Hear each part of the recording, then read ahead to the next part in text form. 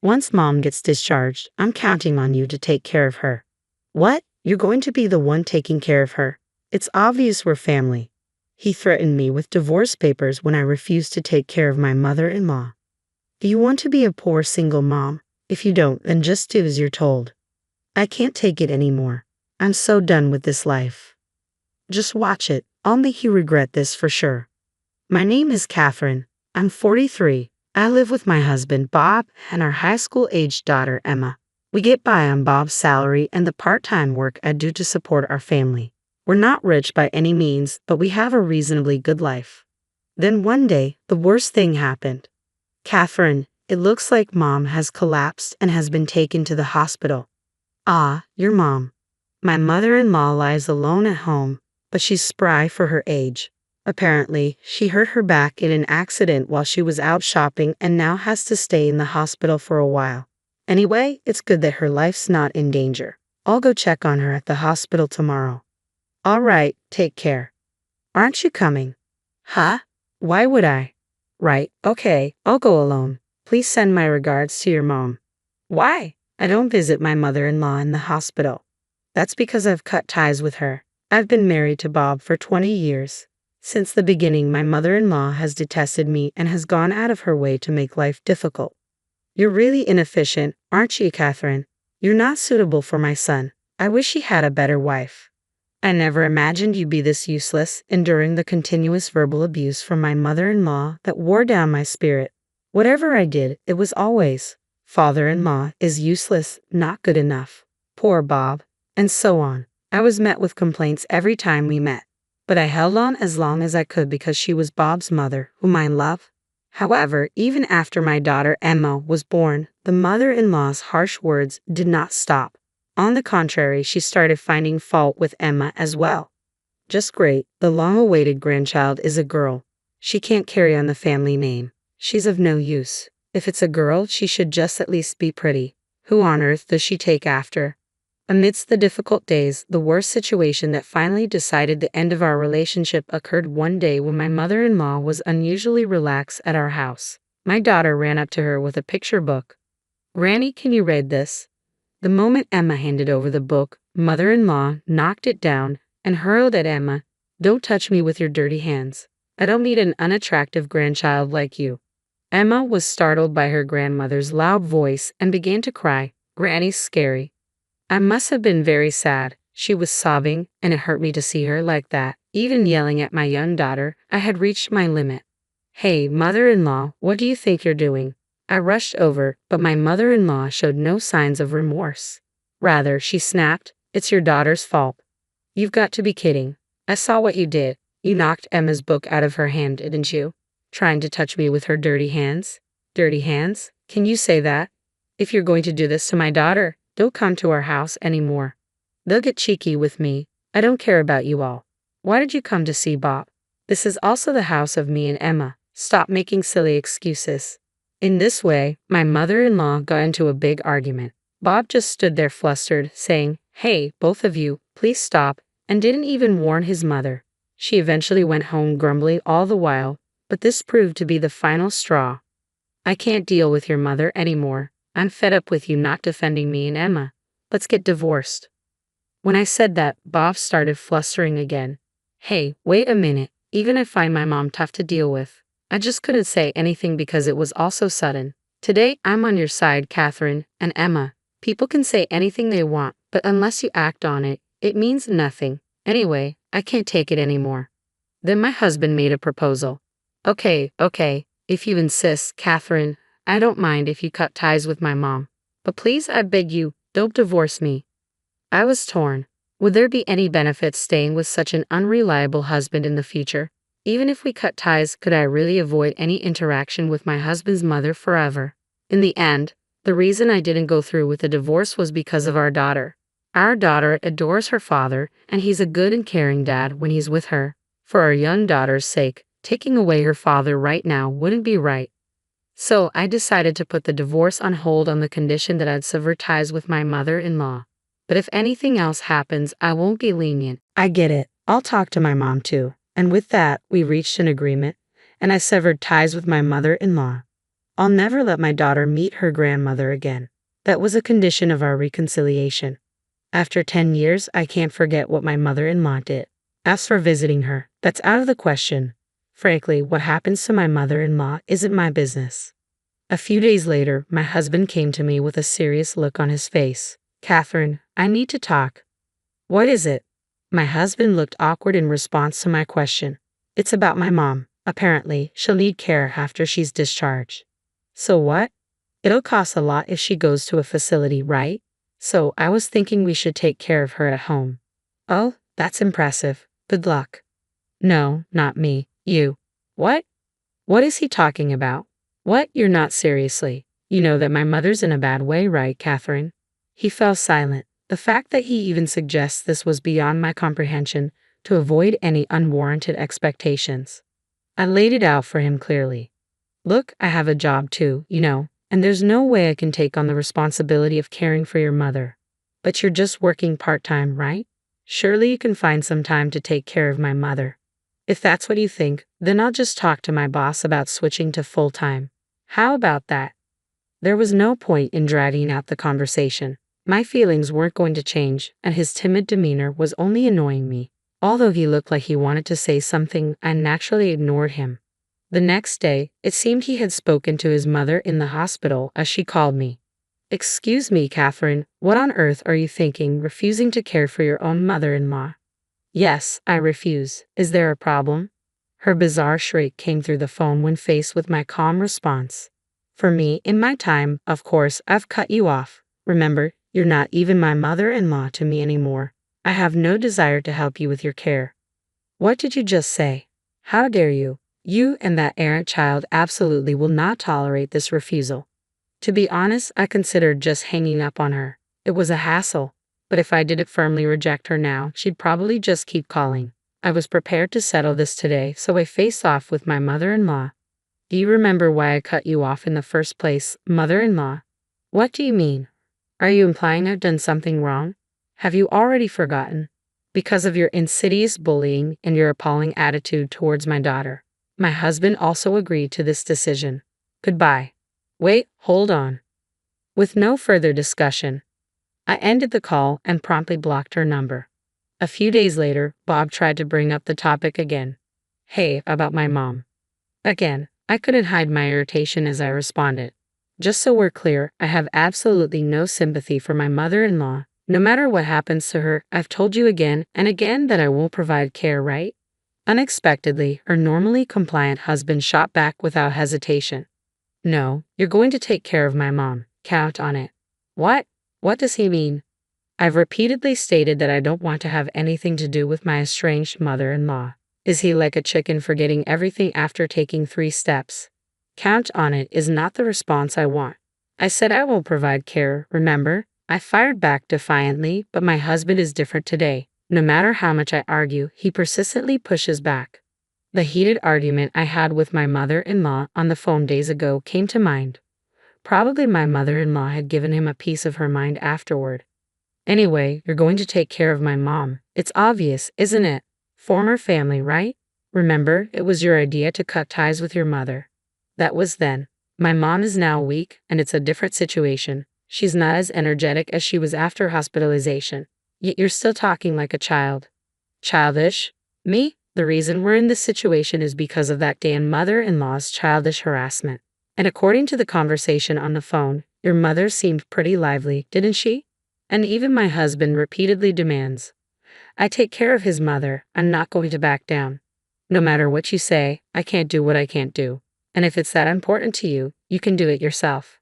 At that, her husband silently handed her a sheet of paper. What's this? Can't you tell? It's a divorce paper. To her shock, her husband had presented her with a completed divorce form. If you don't want to get divorced, take care of my mom. My silent disbelief only prompted my husband to pressure me more. You'd be in trouble if we divorce now, right? Emma will be a college student next year. You just a part-timer. Can't possibly survive if you divorce me now, right? If you don't like it, just do as you're told. The man who didn't consider my feelings, using our daughter as leverage to threaten me. I just can't continue being married to someone like this.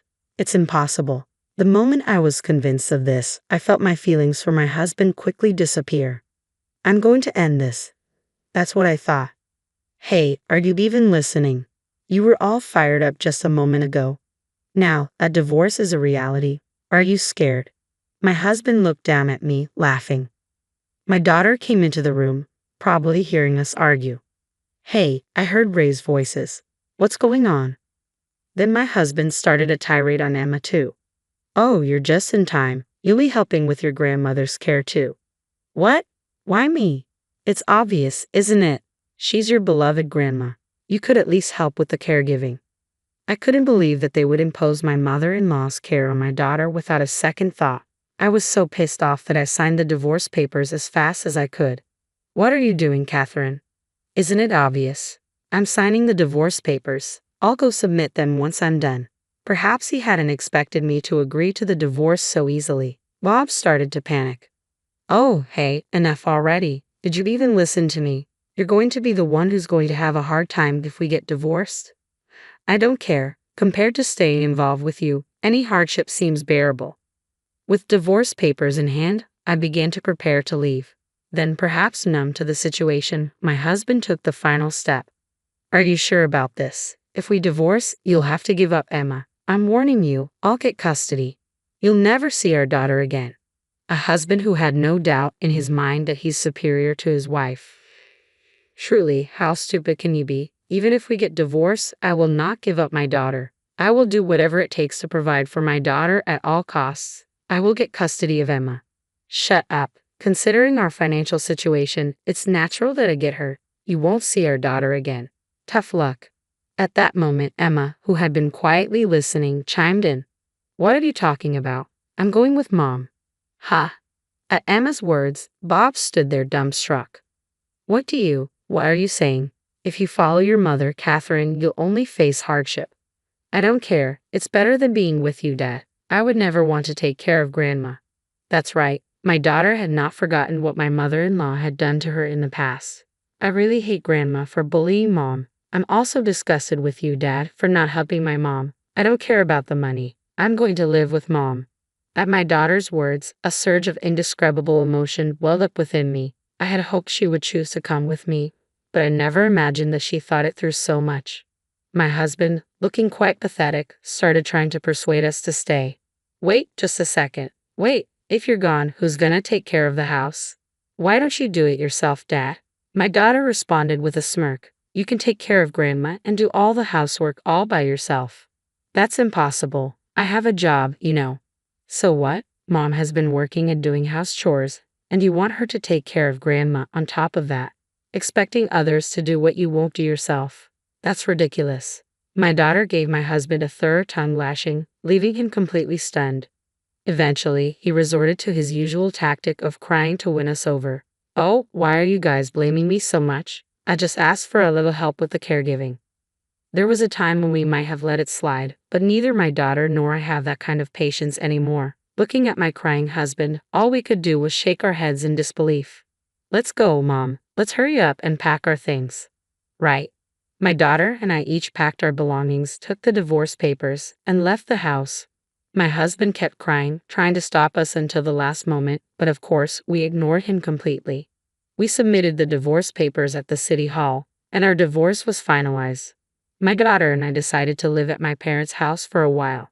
By the way, my family runs a flower shop. Right now, I am working part-time and helping out with the family's flower shop, trying to save money for my daughter's college tuition. My husband continued to contact me persistently even after that. Mom is throwing stuff at me. Help me. I can't handle it anymore on my own. Please come back. Since he was so annoying, I blocked his contact. Living with my ill-tempered mother-in-law every day must be quite a struggle, and it seems that my husband is having to care for her day and night without any sleep. Finally, my company has moved to shorter working hours, and my paycheck seems to be barely scraping by. If I had known it would come to this, I should have done whatever it took to put my mother-in-law into a facility. Well, it's too late to talk about what I should have done now. Besides, thanks to my husband making a fuss about caregiving, I'm able to spend these days with my daughter. I guess I should thank him for that bit. From now on, I want to live each day in cooperation with my cherished family. The call came at 7:43 a.m. on a Tuesday, right as I was reviewing quarterly reports for my wellness centers. I should have known something was wrong when I saw Mom flashing on my phone screen. She never called before noon.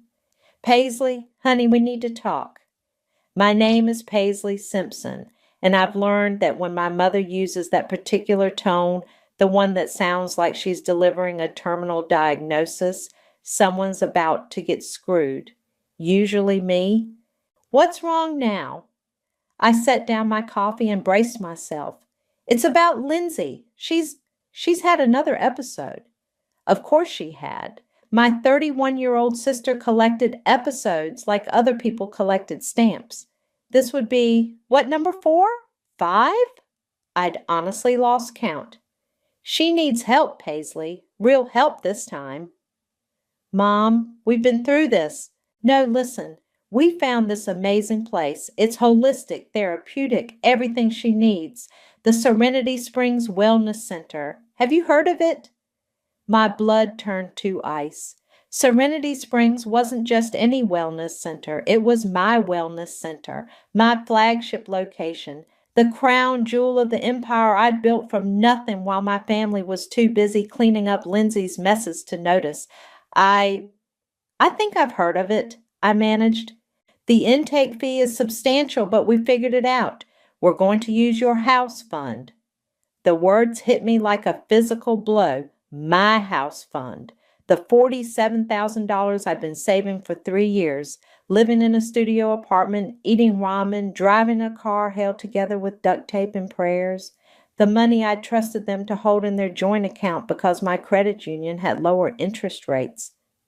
You're going to what? Paisley. She almost died this time. She was found unconscious in some stranger's apartment. We can't lose her. What about losing me? The words came out sharper than I intended. Honey, you're strong. You've always been strong. Lindsay is fragile. She needs consequences, Mom, not another $30,000 vacation disguised as treatment. It's not a vacation. This place is serious. They have strict rules, no contact with the outside world for the first week, intensive therapy sessions. It's exactly what she needs. I closed my eyes and saw myself at 16, watching my parents drain their savings for Lindsay's first rehab stint while I worked double shifts at the grocery store to pay for my own school clothes. I saw myself at 22, taking out student loans because there was no college fund left after Lindsay's gap year in Europe turned into a 6-month bender. I saw myself at 25 starting my business with a maxed out credit card because every family resource had been funneled into the black hole of my sister's addiction. When does she start? I asked quietly. Tomorrow. We're driving her up tonight. Paisley, I know this is hard, but it's fine, Mom. Really? Really? I hope it helps her. And I meant it, because they had no idea they just delivered my sister directly into my hands. After I hung up, I sat in my office for a long time, staring out at the city skyline. My assistant knocked twice, but I didn't answer. I was too busy remembering. I remembered being 8 years old, watching my parents rush to the hospital because Lindsay had accidentally taken too many of Mom's sleeping pills. I remembered being 12, lying to my friends about why I couldn't go to the movies because we couldn't afford it, not after paying for Lindsay's therapy. I remembered being 19, coming home from my first semester of college to find my room converted into an art studio for Lindsay's recovery process. I remembered every time they called me strong, responsible, independent. Every time they'd said I didn't need help because I was so capable. Every time they'd chosen her fragility over my strength. Well, they were about to learn exactly how capable I really was. I picked up my phone and dialed Miles, my center manager. Miles, it's me. We're getting a new client tomorrow. High priority. I need you to pull her file and meet me in conference room A in 20 minutes. Sure thing. What's the client's name? Lindsay Simpson. And Miles? This one's personal. I hung up and allowed myself a smile.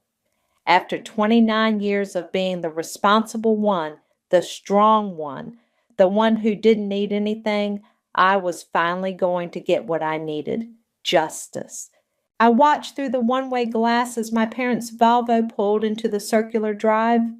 My father got out first, shoulders hunched like he was walking into a hurricane. Mom emerged next, clutching her purse like a shield.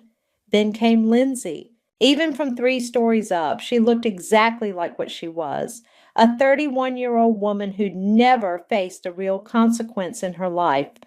Designer jeans, perfectly styled hair, and that particular slouch that screamed, "This is happening to me, not because of me." "That's her?" Miles asked, joining me at the window. "That's her." "She looks entitled?" "Yeah, that's the family brand." I briefed Miles and Camila, my head therapist, on the situation. Well, most of it. They knew Lindsay was my sister. They knew my parents had stolen my house fund. They didn't know about the detailed revenge plan I'd been crafting since yesterday. "Remember," I told Miles as we headed downstairs, "I'm just another administrator today. No special treatment, no recognition." "Got it. And the intake process? By the book, every single rule." I'd changed into a generic business suit and pulled my hair back severely. With my glasses on and clipboard in hand, I looked like any other wellness center employee. Lindsay had always been too self-absorbed to pay attention to me anyway. The lobby doors opened and my family walked in. Mom immediately started gushing to the receptionist about the drive, the weather, how beautiful the facility was. Dad stood silent, hands in his pockets. Lindsay surveyed the space like she was rating a hotel. "This is nice," she announced. "Very zen. I was worried it would be all sterile and clinical." "Miss Simpson?" I stepped forward, clipboard ready. "I'm here to handle your intake process." Lindsay barely glanced at me. "Great. How long will this take? I'm exhausted from the drive." "About 2 hours. We'll need to go through your medical history, treatment goals, and facility orientation." 2 hours? Mom looked panicked. "We were hoping to get her settled and maybe grab dinner nearby." "I'm sorry, but family members aren't permitted past the lobby during intake. It's part of our therapeutic protocol." "But we drove 3 hours," Dad said quietly. "I understand, and I appreciate you bringing Ms. Simpson here. However, our success rate is directly tied to our structured approach. No exceptions." Lindsay rolled her eyes. "It's fine. You guys can go. I'll call you tonight." Actually, I consulted my clipboard. All outside communication is restricted for the first 72 hours. It helps clients focus on their recovery without external distractions. 72 hours? Lindsay's voice pitched higher. "That's ridiculous. I need to check in with the work, my friends." "Your parents signed the intake agreement yesterday. All terms were clearly outlined." Mom stepped forward. "Maybe we could make an exception. Lindsay has some important—" "Mrs. Simpson, I understand your concern, but we found that exceptions undermine the entire therapeutic process. Would you prefer we compromise your daughter's recovery?" The guilt trip worked perfectly. Mom stepped back, properly chastened. "Lindsay, honey, it's only 3 days," she said. 3 days without my phone, without talking to anyone. This is insane. Miss Simpson," I kept my voice professionally neutral, "if you're not comfortable with our program requirements, you're free to seek treatment elsewhere. However, the intake fee is non-refundable." The magic words. $47,000. My $47,000 hanging in the balance. Lindsay's shoulders sagged. "Fine. Whatever. Let's just get this over with." I led her toward the intake wing while my parents lingered in the lobby. Through the glass doors, I could see Mom crying into Dad's shoulder. "Your parents seem worried," I commented as we walked. "They're always worried. It's their thing. Honestly, I don't know why they're making such a big deal about this. It's not like I'm dying or anything. What would you say brought you here?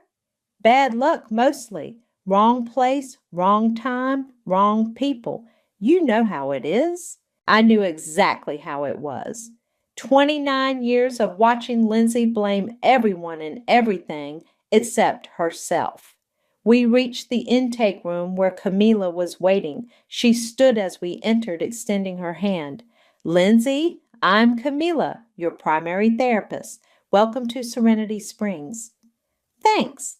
So when do I get to see my room? I requested one of the suites with the mountain view. Camila and I exchanged glances. Actually, Camila said gently, all our rooms are standard occupancy. No special accommodations. But my parents paid extra. For intensive treatment, I interrupted, which includes shared living spaces to build community and accountability. Shared? You mean like a roommate? Exactly. You'll be paired with Stella, another client who arrived yesterday. Lindsay's face went through several expressions before settling on resigned annoyance. Fine, but I want to call my parents first. After the 72-hour period, Camila said firmly, this is ridiculous. Do you know what my family paid for this place? I knew exactly what they'd paid, down to the last penny of my stolen dreams. Let's begin with your medical history, I said, pen poised over my clipboard. For the first time in my life, my sister was going to follow my rules.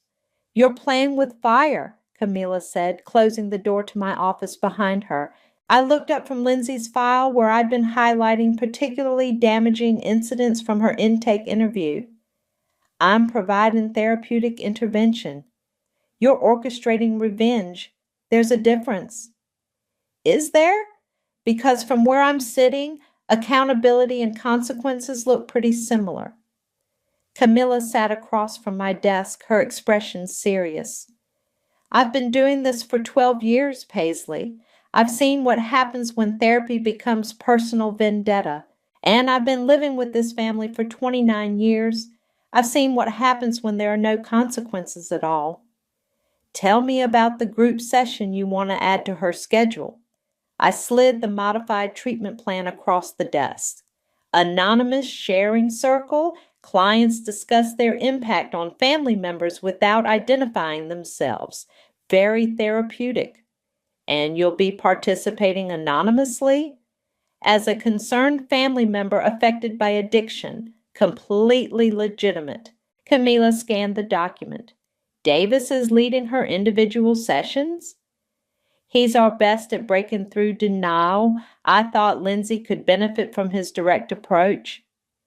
His approach that made 3 clients cry last month. His approach that got 3 clients to finally take responsibility for their actions. A knock interrupted us. Miles poked his head in. Sorry to interrupt, but we have a situation. Lindsay's roommate situation. What about it? Stella's been smuggling contraband. Lindsay caught her and they had a screaming match in the hallway. Stella's claiming Lindsay was involved. Perfect. I'd been wondering how to separate Lindsay from her enabler friend. What kind of contraband? Camila asked. Prescription pills, not hers, and a burner phone.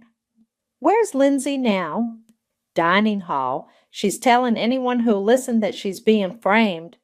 I stood up. I'll handle this. Paisley, Camila started. I'll handle this professionally. The dining hall buzzed with tension when I walked in. Lindsay sat at a corner table, gesturing wildly to 2 other clients who looked uncomfortable with the attention. Completely insane that they'd believe her over me. I've been here 2 days and I'm already being accused of smuggling drugs. Do I look like someone who needs to smuggle anything? I approached their table. Ms. Simpson, could I speak with you privately? Finally, someone with authority. This whole situation is ridiculous. I led her to a quiet alcove near the windows. I understand there was an incident with your roommate. Incident? She's been popping pills since she got here and hiding them in my stuff. When I confronted her, she tried to blame me. It's textbook manipulation. That's a serious accusation. It's a serious situation. Look, I know I've made mistakes, but I'm not stupid. I wouldn't jeopardize my recovery by smuggling drugs into rehab. What would you say your biggest mistake has been? The question caught her off guard. What? You mentioned making mistakes. What's been the biggest one? She shifted uncomfortably. I don't know.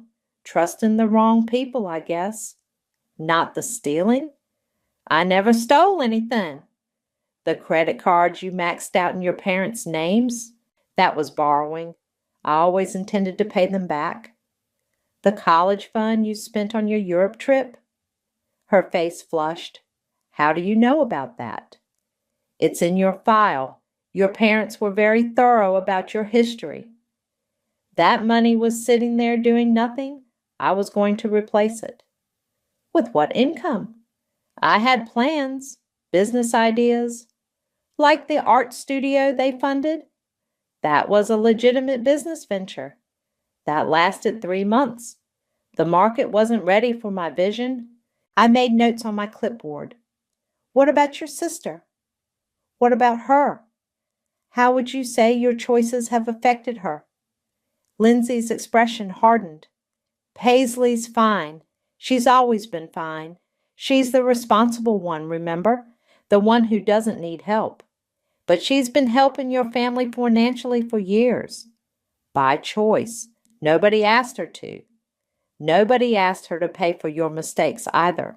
Look, I don't know what kind of therapy this is supposed to be, but I don't appreciate being attacked. I came here to get better, not to be lectured about my family dynamics by some administrator. You're right. I apologize. Let's focus on your current situation. We'll be moving you to a single room while we investigate the contraband incident. Good. I don't want a room with someone who's actively using. And we'll be adding some additional therapy sessions to your schedule. Individual work with Davis, our senior therapist. Fine. When do I start? Tomorrow morning, 9 a.m. sharp. And when can I call my parents? It's been 2 days.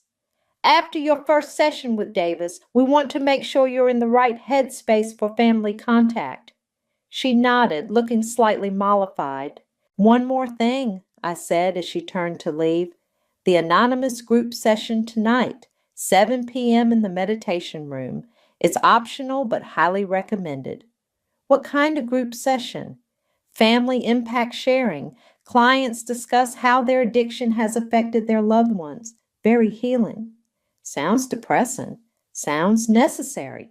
As she walked away, I felt a familiar tightness in my chest. The same feeling I'd had at 16 when I found out about the college fund. At 22 when they'd missed my graduation for Lindsay's crisis. At 25 when they'd forgotten my birthday because Lindsay was in the hospital again. Tonight, for the first time in my life, Lindsay was going to hear exactly how her choices had affected someone else. She just wouldn't know that someone was me. The anonymous group session was everything I'd hoped for and more. I sat in the circle wearing a baseball cap and hoodie, looking like any other family member attending the evening support group. Lindsay entered 5 minutes late, scanning the room with obvious reluctance. Welcome, everyone, Camilla began. Tonight, we're focusing on impact statements, family members and clients sharing how addiction has affected their relationships. Remember, this is a safe space. No names, no judgment. A middle-aged man started talking about his son's gambling addiction. Then a woman shared about her husband's drinking. When it was my turn, I kept my voice steady and low. My sister has been in and out of treatment 4 times. Each time my parents drained their savings, take out loans, sacrifice everything to fund her recovery. Meanwhile, I've been working since I was 14 to support myself. Lindsay shifted in her seat but didn't look up. Last week, they took my house down payment to pay for this place. $47,000 I'd saved for 3 years. They didn't ask. They just took it. How did that make you feel? Camilla prompted gently. invisible. Like my dreams don't matter because I'm not the one falling apart. Like being responsible is a punishment instead of a virtue. Across the circle, Lindsay's head snapped up. For a split second, our eyes met, but the cap shadowed my face enough that she looked away without recognition. I love my sister, I continued, but I hate what she's done to our family. I hate that her chaos always comes first. I hate that I'm expected to be strong while she's allowed to be broken. Lindsay stood abruptly. I need some air. She rushed out, leaving the circle in awkward silence. Should someone go after her? Asked another client. She'll be fine, Camilla said. Sometimes the truth is hard to hear. After the session, I found Camilla in her office. That was intense, she said without looking up from her notes. It was honest. It was calculated. You knew exactly what buttons to push. I shared my experience. Isn't that what therapy is about? Camilla finally met my eyes. What's your end game here, Paisley? What happens when you thoroughly destroyed your sister's sense of self? Maybe she'll finally understand what she's put everyone through. Or maybe she'll relapse harder than ever. Shame isn't a sustainable motivator for recovery. Before I could respond, Miles burst in. We have a problem. Stella's been removed from the program. What happened? She was caught with a full pharmacy in her room. Pills, edibles, even some powder were having tested. But here's the thing. She's claiming Lindsay was her supplier. That's ridiculous, I said immediately. Is it? Because Stella's story is pretty detailed.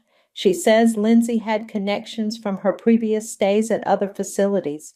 Says they had a whole network set up. Camilla frowned. What's Lindsay saying? She's not saying anything. She's locked herself in her room and won't come out. And the parents? Miles grimaced. That's the other problem. They've been calling nonstop since Stella's family contacted them. Apparently, Stella told her parents that this place is abusive and targeting vulnerable clients. My phone buzzed. Mom's number. I have to take this. Paisley? Mom's voice was strained. We need to talk about what's happening at that place. What do you mean?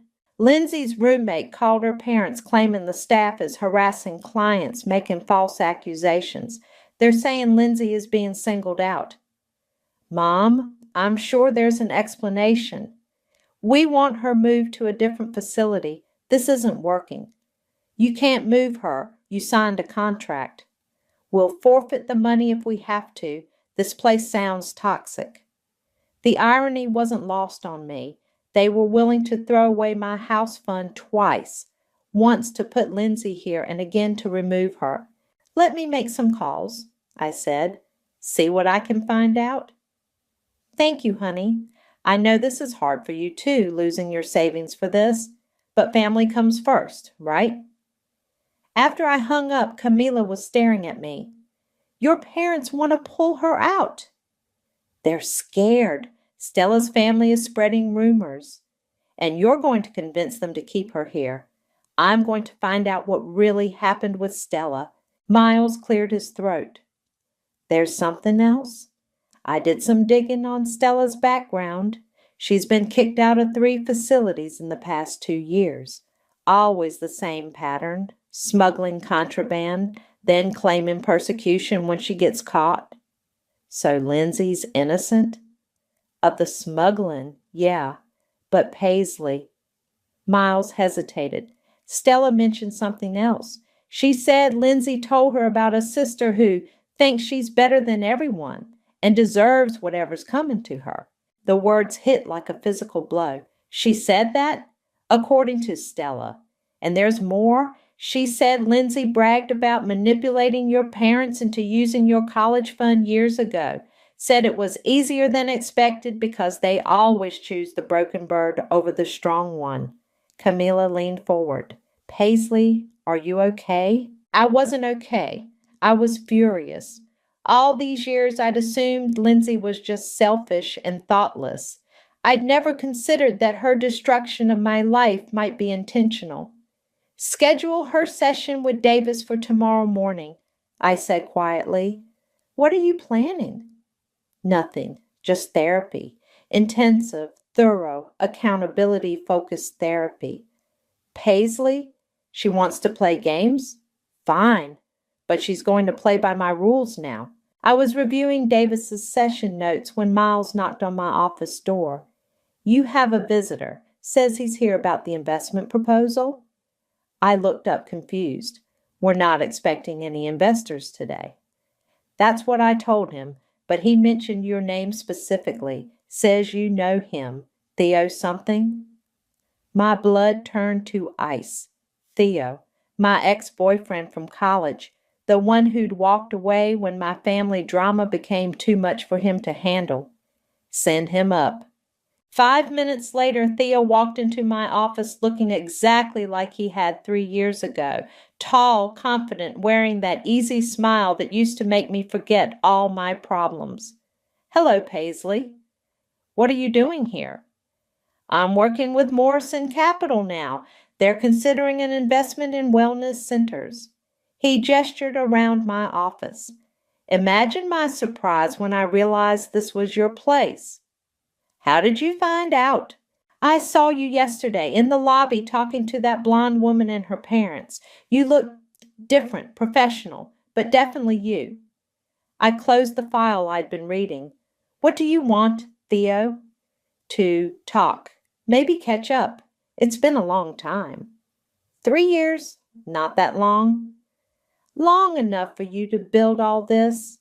He looked around appreciatively. I always knew you'd be successful. You were the most driven person I ever met. Driven? Right. That's what you called it when you broke up with me. His smile faltered. That's not fair. Isn't it? You said my family was too much drama, and you needed someone who could be present in the relationship. Your sister was in crisis every other week. You were constantly running off to handle some emergency because no one else would. I know, and I was young and selfish. I didn't understand what you were dealing with. And now you do? Now I understand that you were protecting everyone around you, even when it cost you everything. Before I could respond, my phone rang, Davis's extension. Excuse me, I told Theo, then answered. How did it go? She's broken, Davis said quietly. I've never seen someone crack that fast. She's asking for her parents. What did she tell you? Everything. The college fund, the credit cards, the lies. But Paisley, there's something else. Something she's never told anyone. What? I think you need to hear this yourself. Can you come down? I hung up and looked at Theo. I have to go. Work emergency. Family emergency. Same thing, really. Mind if I wait? I'd like to finish our conversation. I hesitated. Fine, but don't touch anything. Davis met me outside the therapy room. She's been crying for 20 minutes. I pushed her on the financial stuff and she just collapsed. Good. That's what we wanted. Paisley, she told me about a car accident when she was 17. She was driving drunk, hit another car. A family was hurt. I don't remember any accident because your parents covered it up, paid the family's medical bills, legal fees, everything. That's where your college fund really went. The hallway seemed to tilt. What? She's been carrying this guilt for 14 years. The addiction, the acting out. It all started after the accident. But she told Stella she manipulated them into using my money. She was trying to sound tough. The truth is she's been drowning in shame since she was a teenager, and your parents enabled it by protecting her from consequences. Through the one-way glass, I could see Lindsay curled up in the chair, tissues scattered around her feet. She wants to call your parents, Davis continued. She says she's ready to tell them everything. Everything? The accident, the cover-up, how the guilt has been eating her alive. She wants to make amends. I stared at my sister through the glass. For the first time in years, she looked small, vulnerable, actually broken instead of just acting broken. Set up the call, I said quietly. Are you sure? Once she tells them about the accident, set up the call. Conference room B. I want to observe. 20 minutes later, I sat behind another one-way mirror as Lindsay dialed our parents. Davis sat beside her for support. Mom, it's me. Lindsay, honey, how are you? We've been so worried. Mom, I need to tell you something about the accident. The real reason you used Paisley's college money. Silence on the other end. What accident, sweetheart? The one when I was 17, when I hit that family on Route 9, when you paid them off to keep me out of jail. Lindsay, what are you talking about? The Hendersons, the little girl who was in the hospital for 3 months. You used Paisley's college fund to pay their medical bills. Honey, I think you're confused. There was no accident. We used that money for your art program in Europe, remember? Lindsay's face went white. What? Your gap year. You said you needed to find yourself artistically. We thought it would help you mature. But the accident, the family. There was no accident, Lindsay. You've never been in any serious trouble with the law. Davis and I exchanged glances. Lindsay was staring at the phone like it had grown fangs. Mom, I remember the accident. I remember you and Dad crying, talking about lawyers. Sweetheart, I think the stress of treatment is affecting your memory. Maybe we should come get you. No, Lindsay's voice cracked. I remember. I killed someone. You didn't kill anyone, honey. You've never hurt anyone but yourself. The call ended with Mom promising to drive up immediately. Lindsay sat in stunned silence. False memory, Davis said quietly. Guilt and shame can create incredibly vivid false memories. She's been punishing herself for something that never happened. I watched my sister fall apart and felt something I hadn't expected. Pity. My parents arrived 3 hours later looking like they'd aged a decade during the drive. I met them in the lobby, still playing my role as the concerned administrator. How is she? Mom asked immediately. Confused, distressed. She's been having some breakthrough moments in therapy, but they're intense. We want to see her, Dad said firmly. This has gone on long enough. Of course. We've arranged a family session. Our head therapist will facilitate. I led them to conference room A, where Camila was already waiting with Lindsay. My sister looked fragile, her eyes red-rimmed and hollow. Mom, Dad, Lindsay stood shakily. I'm so sorry about everything. Mom rushed to embrace her. Well, it's okay, baby. We're here now.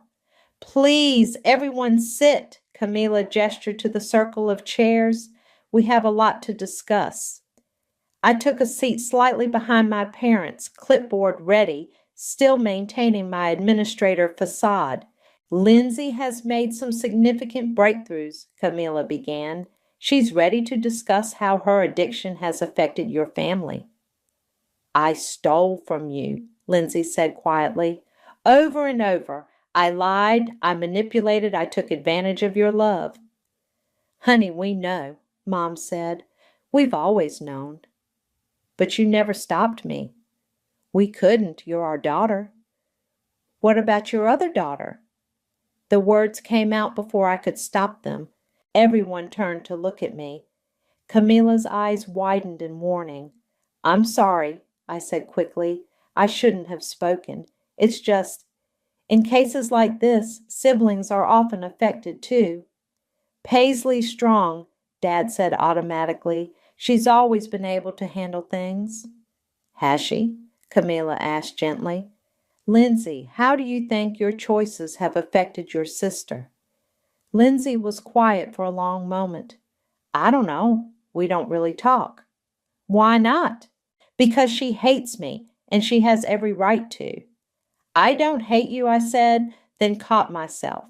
I mean, from what I understand, sibling relationships in these situations are complex. Mom looked at me strangely. You seem very invested in this family's dynamics. My heart pounded. It's just, I have a sister too, similar situation. Lindsay, Camilla redirected, tell your parents about the college fund.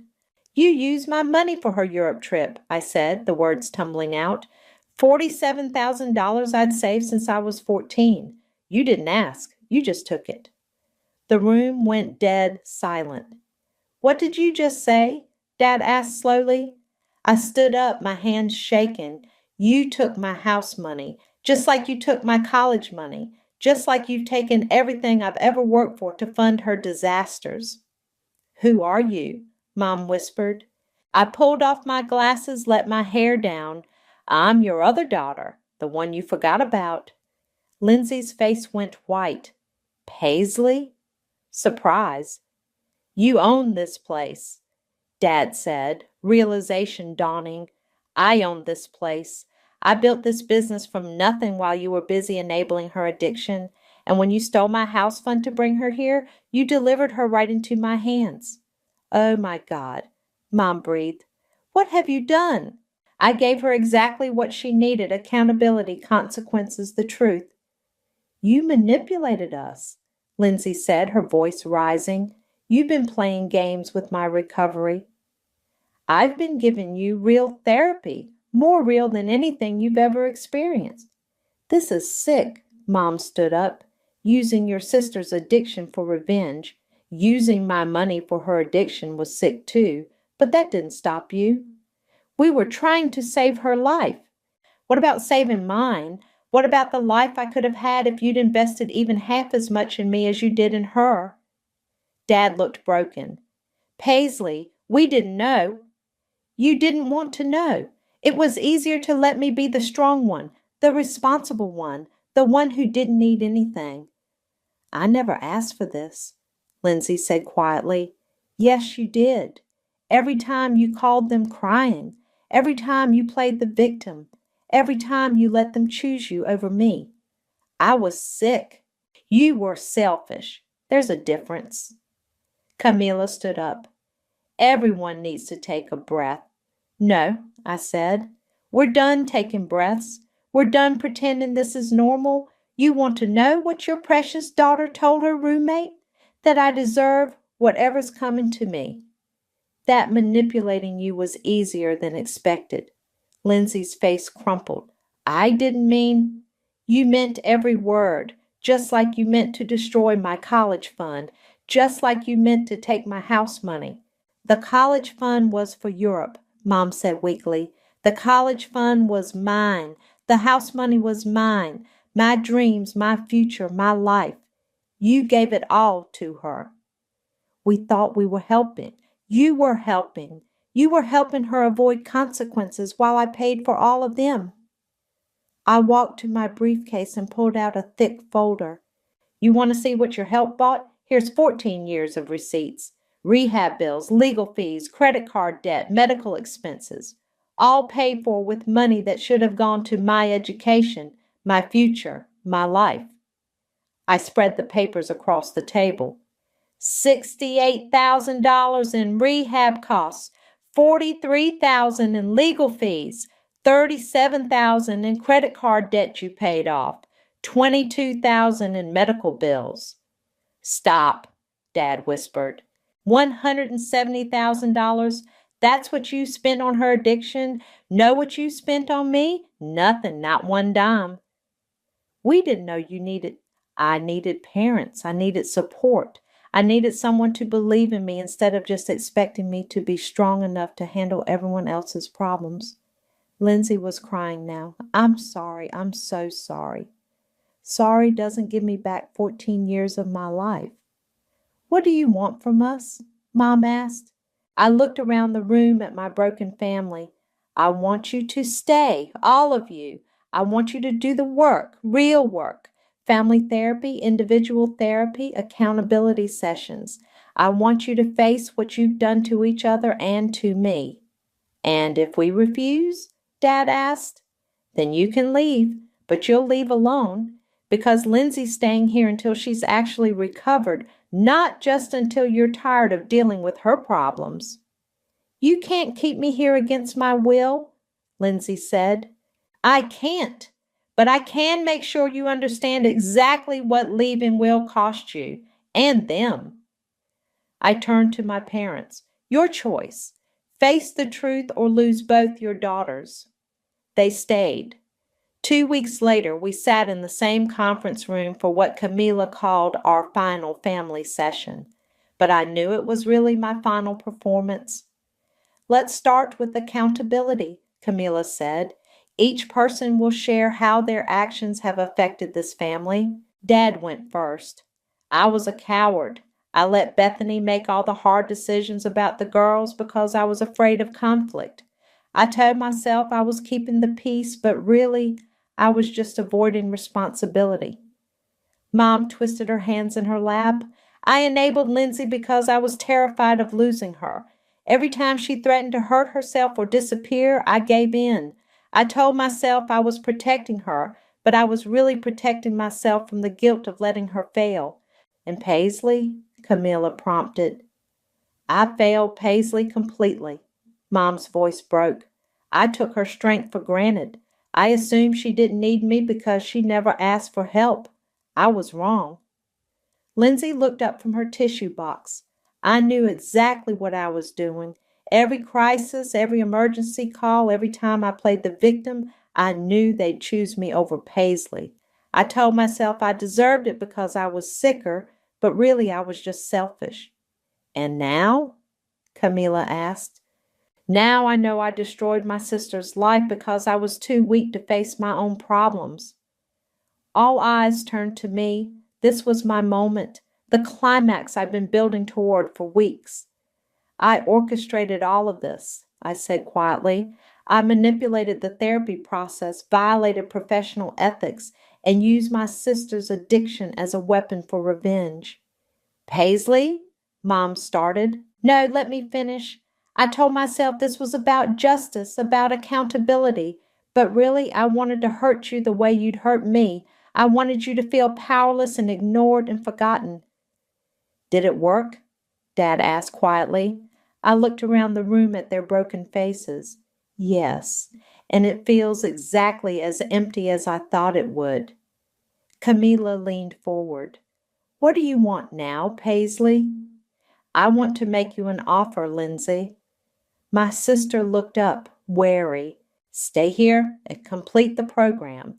Not as a patient, but as a staff member. Work in the kitchen, help with maintenance, assist with intake, minimum wage, shared housing, no special treatment." "Why would I do that?" "Because it's the first real job you've ever been offered. Because you'll learn what it means to earn something instead of having it given to you. Because you'll see what recovery actually looks like when you're helping other people instead of just helping yourself. And if I say no, then you leave. But you leave with nothing. No more family money, no more bailouts, no more safety net. You'll be completely on your own for the first time in your life." Lindsay was quiet for a long moment. "What about them?" She nodded toward our parents. "They're going to learn how to be parents instead of enablers. Weekly therapy sessions here for the next 6 months. They're going to figure out how to support recovery without funding addiction." "And you?" Mom asked.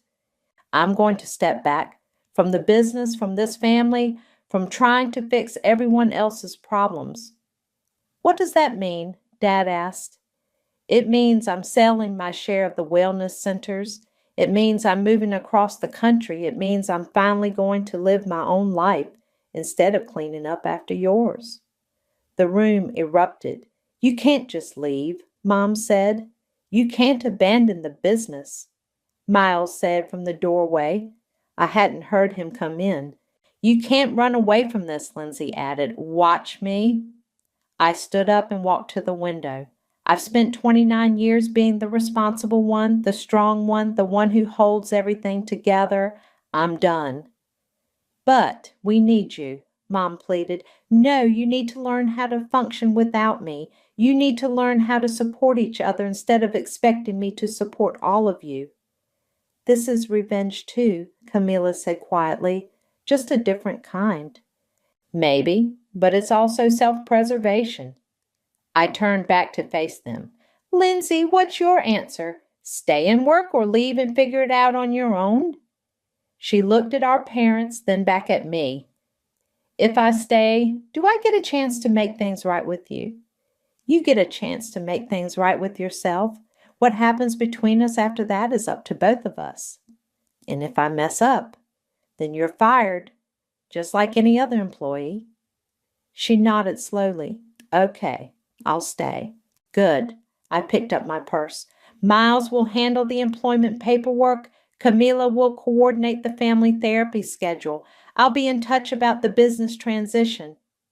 Where are you going? Dad asked. Home, to pack. Paisley, please. Mom stood up. Don't do this. We can work through this as a family. I paused at the door. We're not a family. We're a collection of people who share DNA and a history of dysfunction. Maybe someday we can be more than that, but not today. So, that's it? Lindsay asked. You get your revenge and then you disappear? That's it. What if I actually get better? What if I actually change? Then you'll have something to be proud of, something that's actually yours. I walked out of the conference room and didn't look back.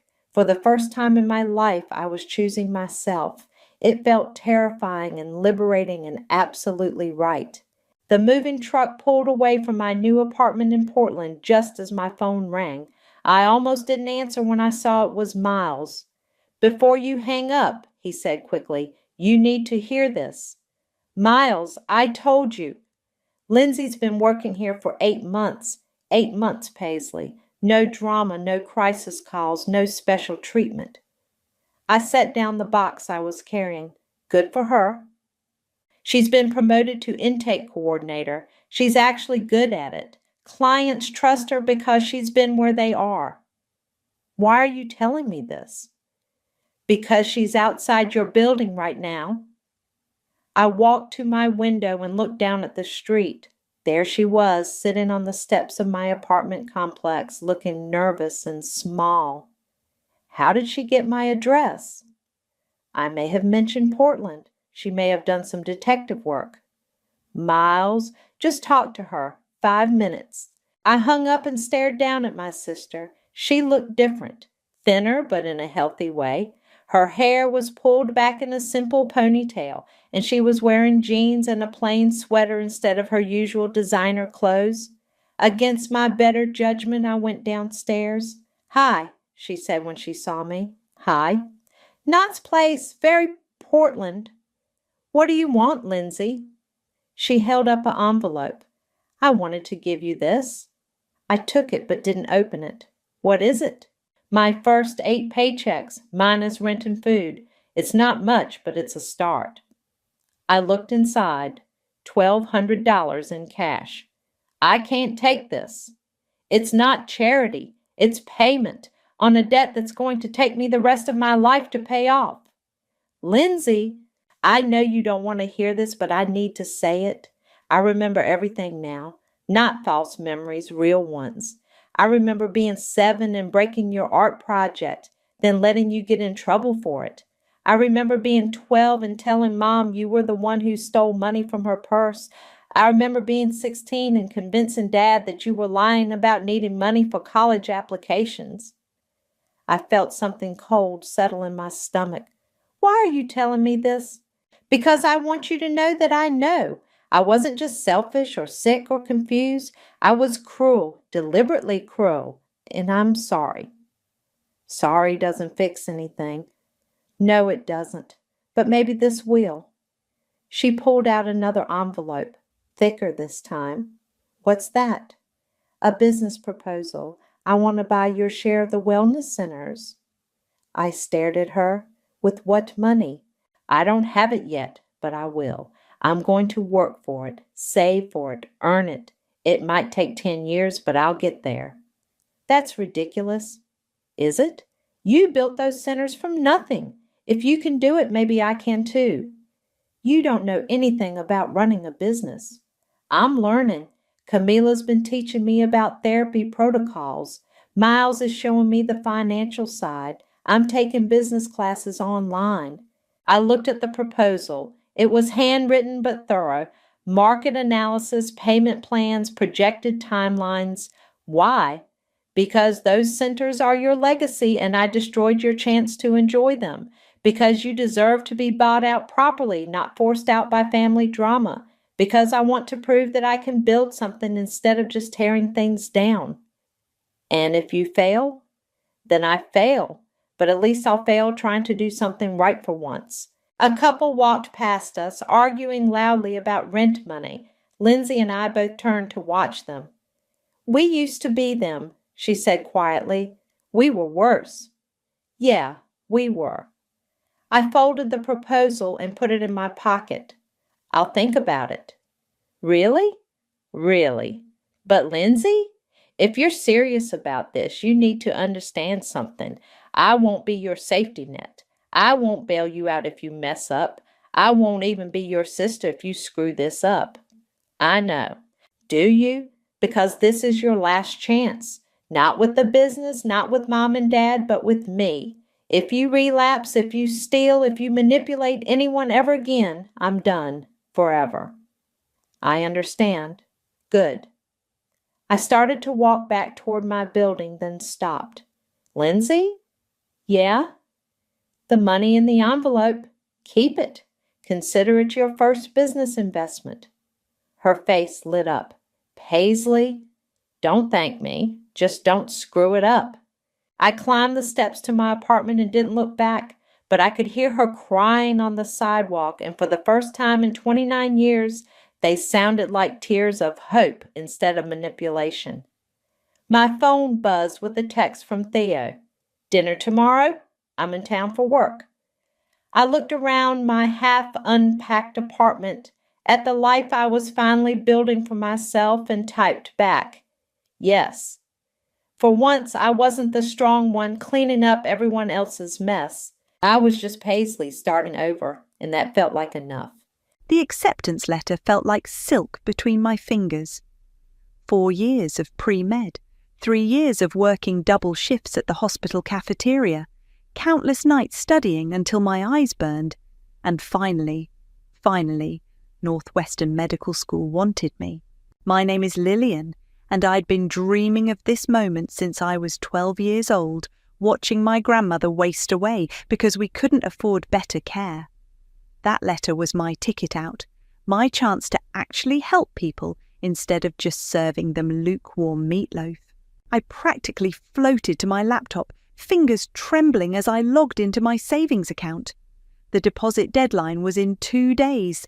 $50,000, every penny I'd scraped together from tips, overtime, and living off ramen for 3 years. I'd even skipped Simone's bachelorette party in Vegas to pick up extra shifts. The page loaded. Account balance, 47.3. I stared at the screen until the numbers blurred. Refreshed the page, still 47 mild. 23. My heart hammered against my ribs as I scrolled through recent transactions. There it was, a wire transfer for $49,952 authorised 3 days ago. To Dean Wedding Expenses LLC. The laptop screen might as well have been showing me my own death certificate. I drove to my parents' house in a daze, the acceptance letter crumpled in my sweaty palm. The circular driveway was packed with white rental chairs and a massive floral arch. Workers were hanging string lights that probably cost more than my monthly rent. Mum was directing traffic from the front porch, clipboard in hand, looking like she was orchestrating the royal wedding. She spotted me and waved. "Lillian, perfect timing. We need your opinion on the centerpieces." "Where's my money?" The words came out flat, emotionless. Mum's smile flickered. "What money, honey?" "My medical school fund, $50,000. Gone." Dad appeared from behind a delivery truck, wiping his hands on a towel. "Oh, that. We can explain." "You stole from me?"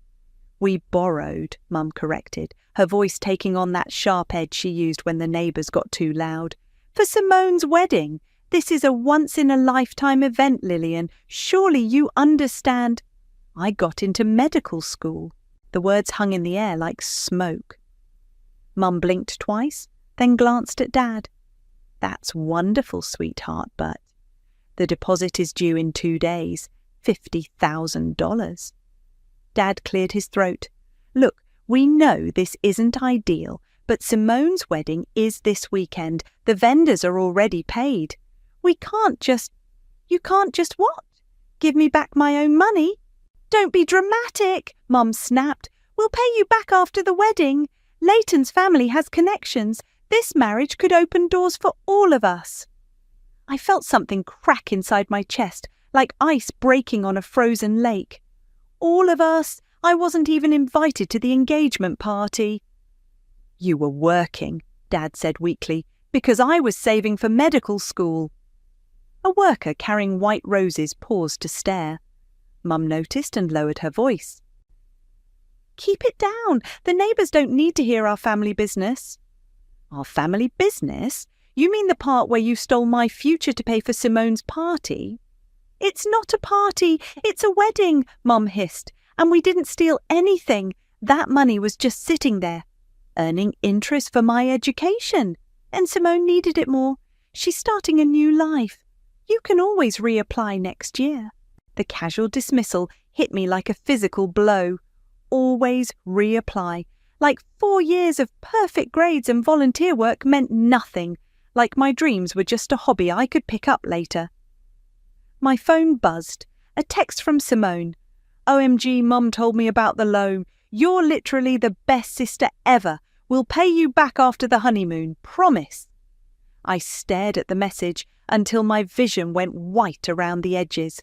"Lillian," Dad's voice seemed to come from underwater. "You understand, right? Family comes first." I looked up at them, my parents standing in front of their dream wedding setup, surrounded by flowers that cost more than most people's cars. They weren't even pretending to feel guilty. Something shifted inside me then, like tumblers falling into place in a lock. The rage that had been building in my chest suddenly went cold and sharp. I smiled. "You know what? You're absolutely right." Mum relaxed visibly. "I knew you'd understand. Family does come first, and I completely understand why you did what you did." Dad beamed. "That's our girl." I folded the acceptance letter carefully and slipped it into my purse. I should get going. Don't want to get in the way of all this family business. I walked back to my car with steady steps, my smile never wavering. Behind me, I could hear Mum already barking orders at the flower arrangers. They had no idea what they'd just done, but they would. The wedding was everything Mum had dreamed of. I watched from my studio apartment as the photos flooded social media. Simone in her $15,000 dress, the ice sculpture shaped like swans, the 7-course dinner that cost more than I made in 6 months. I didn't attend. Told them I had food poisoning. Nobody questioned it. "You look like hell," Peyton said, sliding into the booth across from me at our usual diner. My cousin had always been the practical one in the family, the only person who'd ever called out my parents' obvious favoritism. "Thanks, really what I needed to hear." "I'm serious, Lil. When's the last time you slept?" I pushed eggs around my plate. "Sleep's overrated." "So is revenge." I looked up sharply. Peyton was studying me with those dark eyes that missed nothing. "I'm not—" "Please, I've known you since we were kids. You get that same look when you're plotting something. Remember when Tommy Morrison pulled your hair in 3rd grade? I put gum in his backpack, that's hardly— You put gum in his backpack, his lunchbox, his gym shoes, and somehow got it in his locker combination lock. The kid had to get a buzz cut and buy all new stuff. I almost smiled. He deserved it. Maybe, but you scared the hell out of everyone, including me. You don't just get mad, Lil, you get even. The waitress refilled my coffee. I waited until she was gone. They stole my future, Peyton. $50,000, 4 years of work, gone in one wire transfer. I know, and it's bullshit. But what are you planning? I pulled out my phone and showed her the business loan application I'd been working on. I'm starting a consulting business, medical billing services for small practices. Peyton frowned. Since when do you know anything about? Since I spent 3 years working in hospital administration, I know the system inside and out. How much are you asking for? 60,000. Lil, it's a legitimate business plan. I've got references, a solid proposal, even potential clients lined up. That wasn't entirely true, but I'd learned enough from watching Simone manipulate people to know how to sell a story. And what are you really going to do with the money? I met her eyes. Buy my sister's mortgage. Peyton nearly choked on her coffee. What? Leighton works in real estate, right? I did some digging. Their new house, the one they bought right after the engagement, it's leveraged to the hilt. They put down the minimum and took out a jumbo loan. So mortgages get sold all the time. Banks package them up, sell them to investors, private equity firms. It's perfectly legal. You want to own your sister's house? I want to own her debt. Peyton leaned back in the booth. Jesus, Lil, that's actually kind of brilliant and completely insane.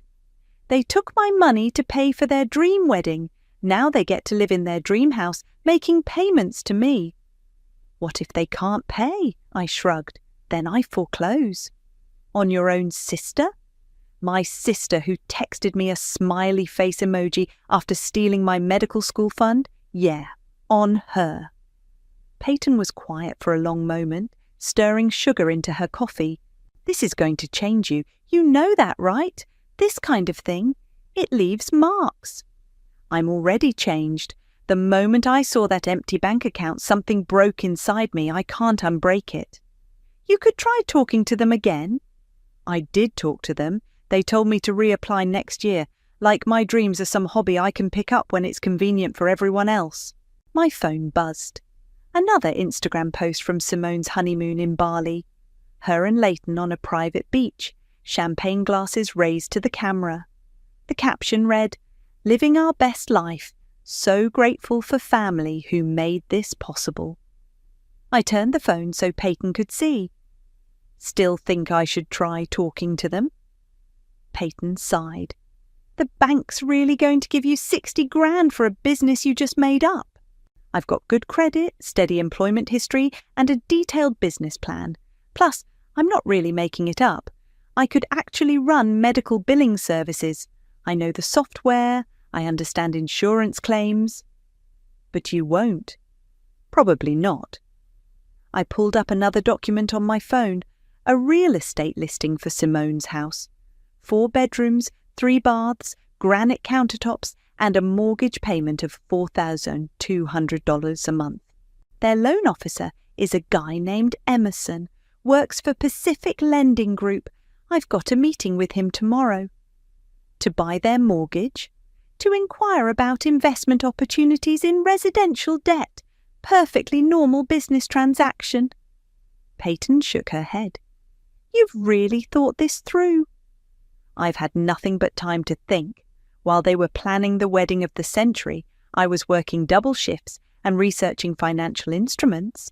And if this works, if you actually pull this off. I looked at the photo of Simone and Leighton again, all smiles and designer swimwear. Then they'll learn what it feels like to have someone else control their future. Emerson's office smelled like leather and desperation, the kind of place where people came to make deals they'd probably regret later. Miss Dean, pleasure to meet you. He was younger than I'd expected, maybe mid-30s, with the kind of confident handshake that screamed commission-based salary. I understand you're interested in residential debt investment. That's right, I'm looking to diversify my portfolio. I'd practiced that line in the mirror for an hour. Sounded like something Leighton would say. Excellent. We have several packages available. What's your investment range? 60,000. give or take. His eyes lit up. Perfect. We can definitely work with that. Are you looking for performing or non-performing loans? Performing? I want steady monthly income, not foreclosure headaches. Smart approach. Let me pull up some options. While he clicked through his computer, I casually placed a folder on his desk. Inside was a single sheet of paper, Simone and Leighton's address, loan amount and monthly payment, information I'd gotten from public records, and a little creative social media stalking. Actually, I'm interested in a specific property. A friend mentioned they might be selling their mortgage. Emerson glanced at the paper. Oh, the Hayes loan. Beautiful property, just closed 6 months ago. My heart jumped. You handled their mortgage? Personally, yes. Lovely couple. The husband works in real estate, very knowledgeable about the market. And they're looking to sell? Emerson frowned. Well, no. I mean, the bank might be interested in selling the note, but the borrowers wouldn't have any say in that. Right, of course. How would that work exactly? Standard procedure. We package loans and sell them to investors all the time. The borrowers get notified of the transfer, start making payments to the new servicer. Nothing changes for them except where they send the check. And they can't object? Not unless there's something in their original loan agreement, which there never is. It's completely legal. I open my checkbook. What would it take to purchase that specific loan? Emerson's eyebrows shot up. You want to buy just one mortgage? That's unusual. Most investors want diversified packages. I'm particular about my investments. Well, let me see. He pulled up another screen. The outstanding balance is $847,000. We typically sell at 98% of principal, so you're looking at about $830,000. My stomach dropped. 800,000 plus fees and processing costs, probably closer to $850,000 total. I stared at the number on his screen. Even if I got the business loan, I was nowhere close to that amount. Is there another way? A payment plan, maybe? Emerson leaned back in his chair. Not for individual mortgages, no, but... He paused, studying me. There might be an alternative. I'm listening. We sometimes sell participation interests. Basically, you'd own a percentage of the loan instead of the whole thing. How small of a percentage? Depends on your investment amount. For $60,000, maybe 7-8%. That's it. Look, I understand it's not ideal, but what if I could get more money? How much more? I did quick math in my head. What's the minimum for full ownership? Like I said, about $850,000. What about $200,000? Could that get me a controlling interest? Emerson's fingers flew over his calculator. 24%. Still not controlling, but significant. Significant enough to have a say in foreclosure proceedings. His expression shifted. Miss Dean, can I ask what your real interest is in this property? It's a good investment, prime location, reliable borrowers. Reliable borrowers who you seem to know personally. I kept my face neutral. I research all my investments thoroughly. Uh-huh. He closed the file on his computer. Look, I've been doing this for 10 years. I can smell a revenge play from a mile away. What did they do to you? I don't know what you mean. Sure you don't. Let me guess. Family dispute? Business deal gone wrong? Cheating spouse? Does it matter? It matters because if this goes sideways, I'm the one who has to explain to my boss why I sold a mortgage to someone with a personal vendetta. I leaned forward. Mr. Emerson, I'm offering to pay cash for a legitimate investment opportunity. My motivations are irrelevant. Your motivations are the only thing that matters. You think I haven't seen this before? Someone gets screwed over, decides to get creative with real estate law. Are you going to help me or not? He was quiet for a long moment, then opened his desk drawer and pulled out a different form. There's a third option. We sometimes work with private lending groups. They pool investor money to buy larger loans, then distribute the payments proportionally. Meaning if you can find other investors, you could potentially control a larger stake, maybe even a majority position. How many other investors? Depends on how much each person puts in. But theoretically, if you organised a group that could raise, say, $500,000 total, and you contributed $200,000 of that, I'd own 40%. Exactly. And if the other investors were, shall we say, silent partners who let you make the decisions. I stared at him. You'd help me set this up? I'd help you set up a legitimate investment group. What you do with your controlling interest after that is between you and your conscience. What's your fee? Standard commission, 3% of the purchase price. And you won't ask questions about my other investors? As long as their money's clean and their paperwork's in order, I don't care if they're your grandmother's bridge club. I stood up and shook his hand. I'll be in touch. Ms. Dean, one piece of advice? Yeah? Whatever they did to you, make sure it was worth what you're about to do to them. I walked out of his office with my head spinning. $500,000. I needed to find $440,000 more than I had, and I needed to do it without anyone asking too many questions. But for the first time since I'd seen that empty bank account, I felt like I had a real plan. Time to get creative. The photos were everywhere. Simone's Instagram looked like a travel magazine. Infinity pools, couples massages, sunset dinners that probably cost more than my rent.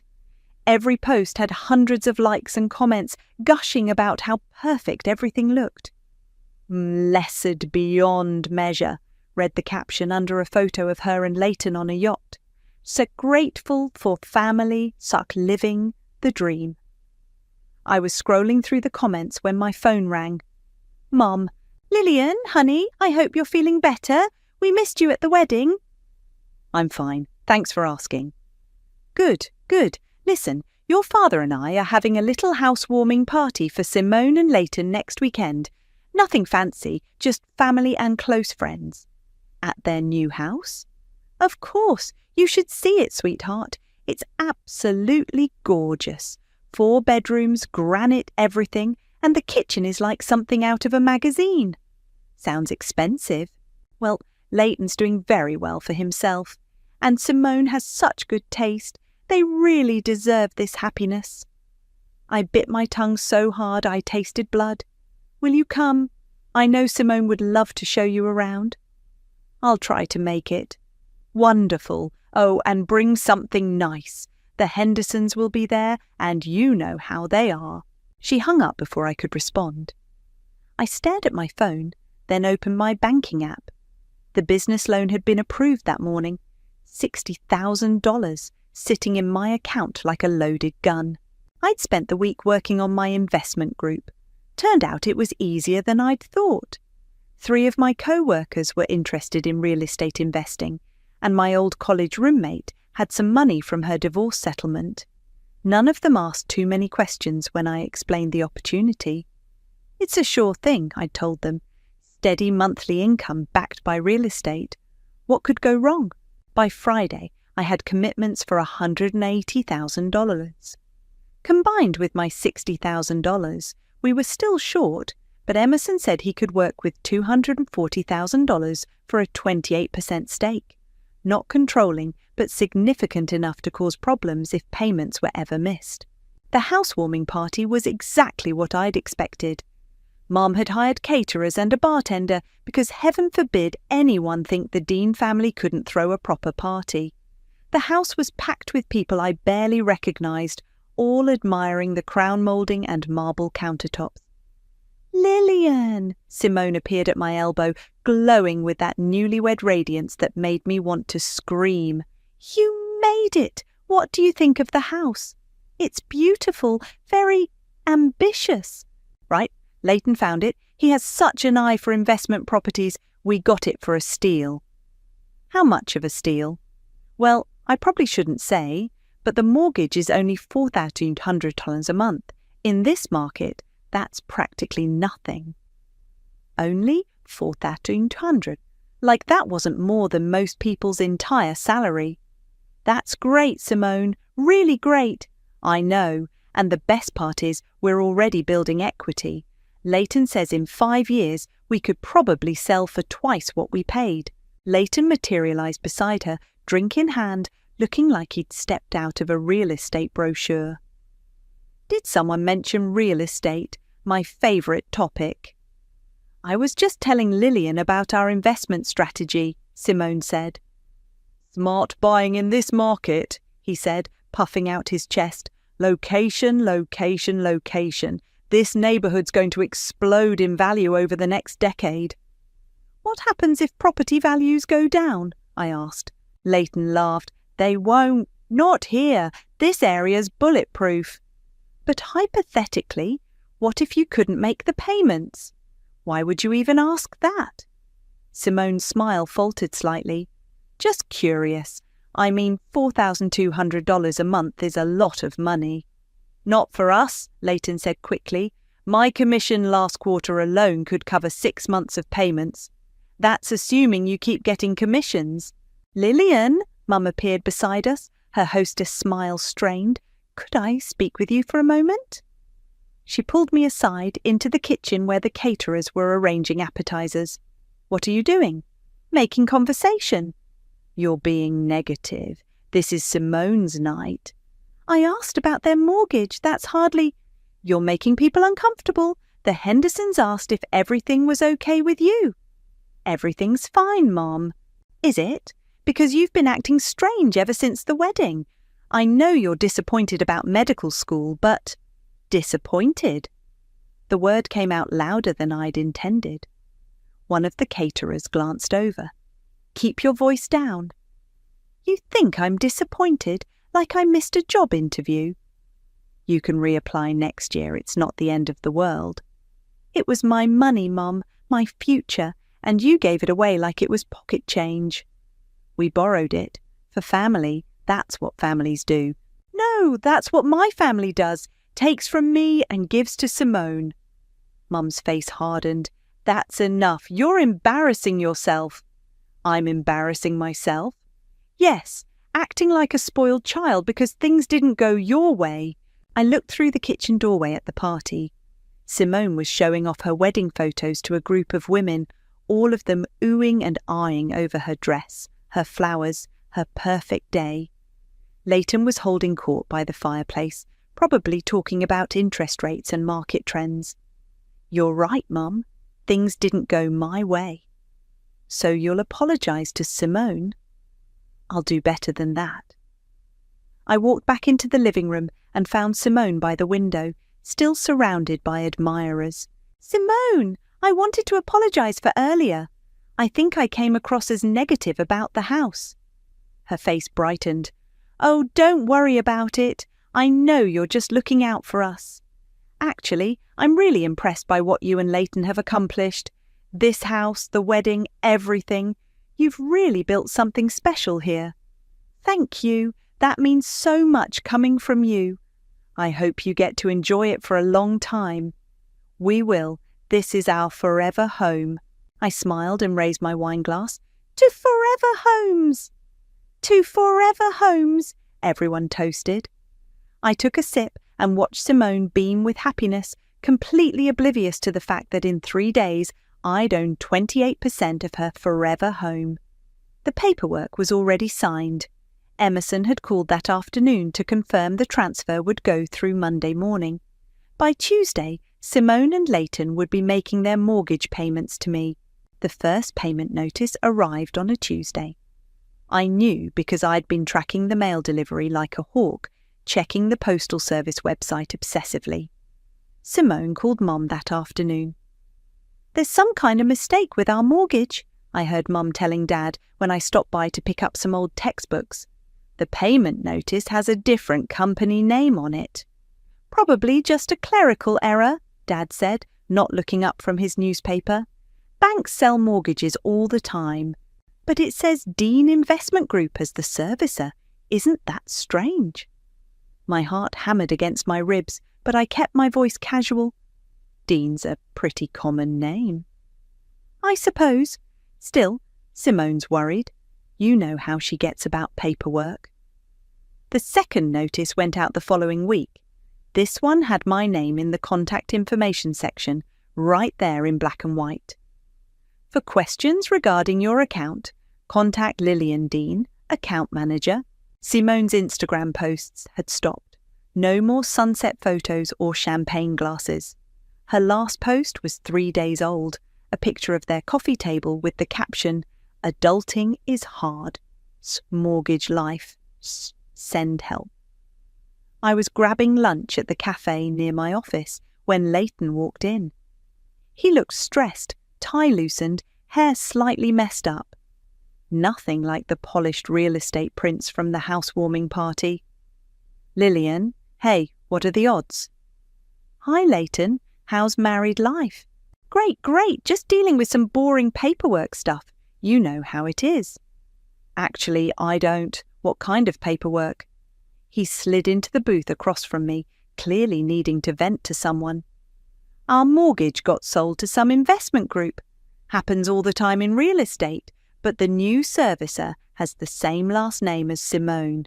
Dean Investment Group. Weird coincidence, right?" "Very weird. The thing is, we can't get anyone on the phone. The number goes straight to voicemail and nobody calls back. Simone's freaking out because she thinks we're going to miss a payment and hurt our credit." "Have you tried the contact person listed on the notice?" "Yeah, some woman named Lillian Dean. Probably another coincidence, but..." He stopped mid-sentence, staring at me. "Wait, your last name is Dean." "It is." "And your first name is Lillian." "Also true." I watched the realization creep across his face like a slow-motion car crash. "You're kidding me." "About what?" "You're the account manager for our mortgage." "I'm an account manager for several mortgages." "How is that possible? You work at a hospital." "I work in hospital administration, and I recently started an investment business on the side." Leighton's face went through several shades of red. "You bought our mortgage?" "I'm part of an investment group that acquired your mortgage, yes." "What the hell, Lillian? That's insane." "It's business, Leighton. Nothing personal." "Nothing personal? You bought my house." "I bought your debt. There's a difference." Several people at nearby tables were starting to stare. Leighton lowered his voice, but his hands were shaking. "Does Simone know?" "Not yet. You have to sell it back." "Why would I do that?" "Because it's crazy. You can't just buy someone's mortgage because you're mad at them." "I'm not mad at anyone. This is a legitimate investment opportunity. Your payments are current, the property value is solid, and the interest rate is favourable. It's actually a very good deal for my investors." "Your investors? Who else is involved in this?" "That's confidential." Leighton ran his hands through his hair. "This is insane. Simone's going to lose her mind." "Why? Nothing changes for you. Same payment amount, same due date. You just send the check to a different address." "To you?" "To Dean Investment Group, LLC. I'm just the account manager." "Stop playing games, Lillian. We both know what this is really about." "What's it about, Leighton?" "Your parents using your college money for our wedding. You're pissed off, and you're taking it out on us." I took a sip of my coffee, letting the silence stretch. "My medical school money," I corrected, "and it wasn't a loan, it was theft." "They said they'd pay you back." "When? After your next vacation? After you renovate the kitchen? After you decide you want kids and need a bigger house?" "We're good for it." "Are you? Because from where I'm sitting, you're living paycheck to paycheck in a house you can barely afford, making payments on credit cards you maxed out for the honeymoon." His face went pale. "How do you know about our credit cards?" "Credit reports are part of mortgage servicing, Leighton. I know everything about your financial situation." "You can't do this." "I already did it."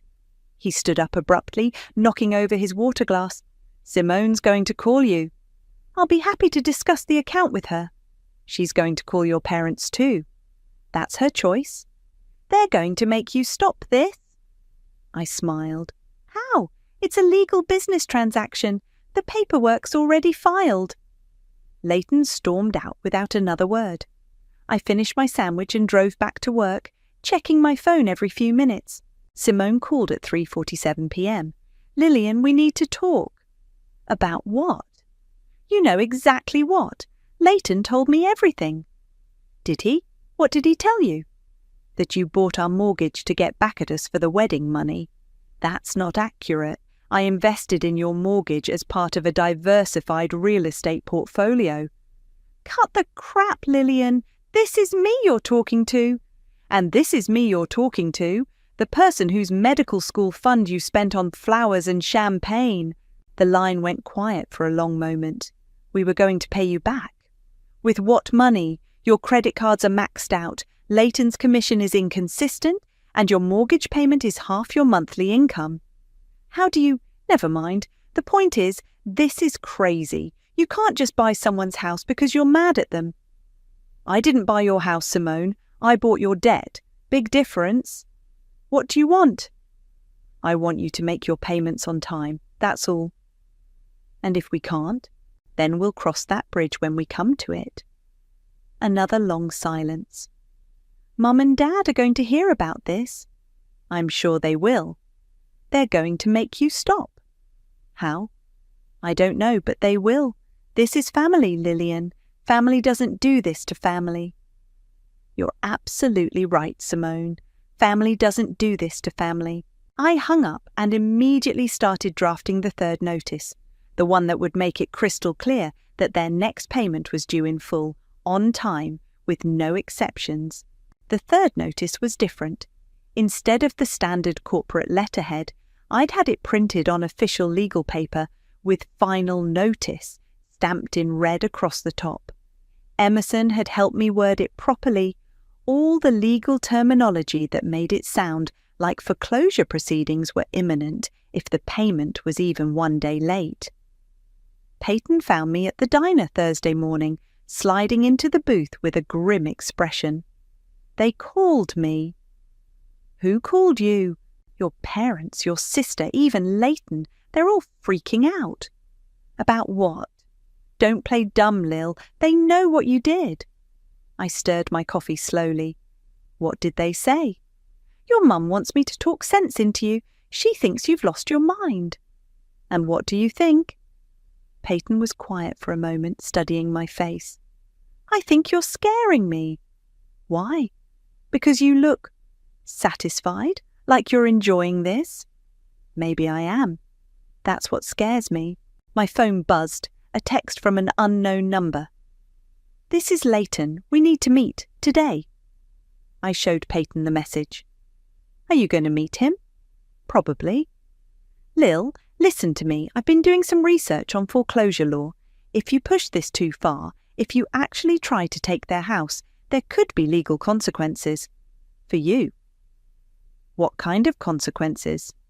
"Predatory lending charges, harassment, fraud, if they can prove you misrepresented your intentions to the other investors."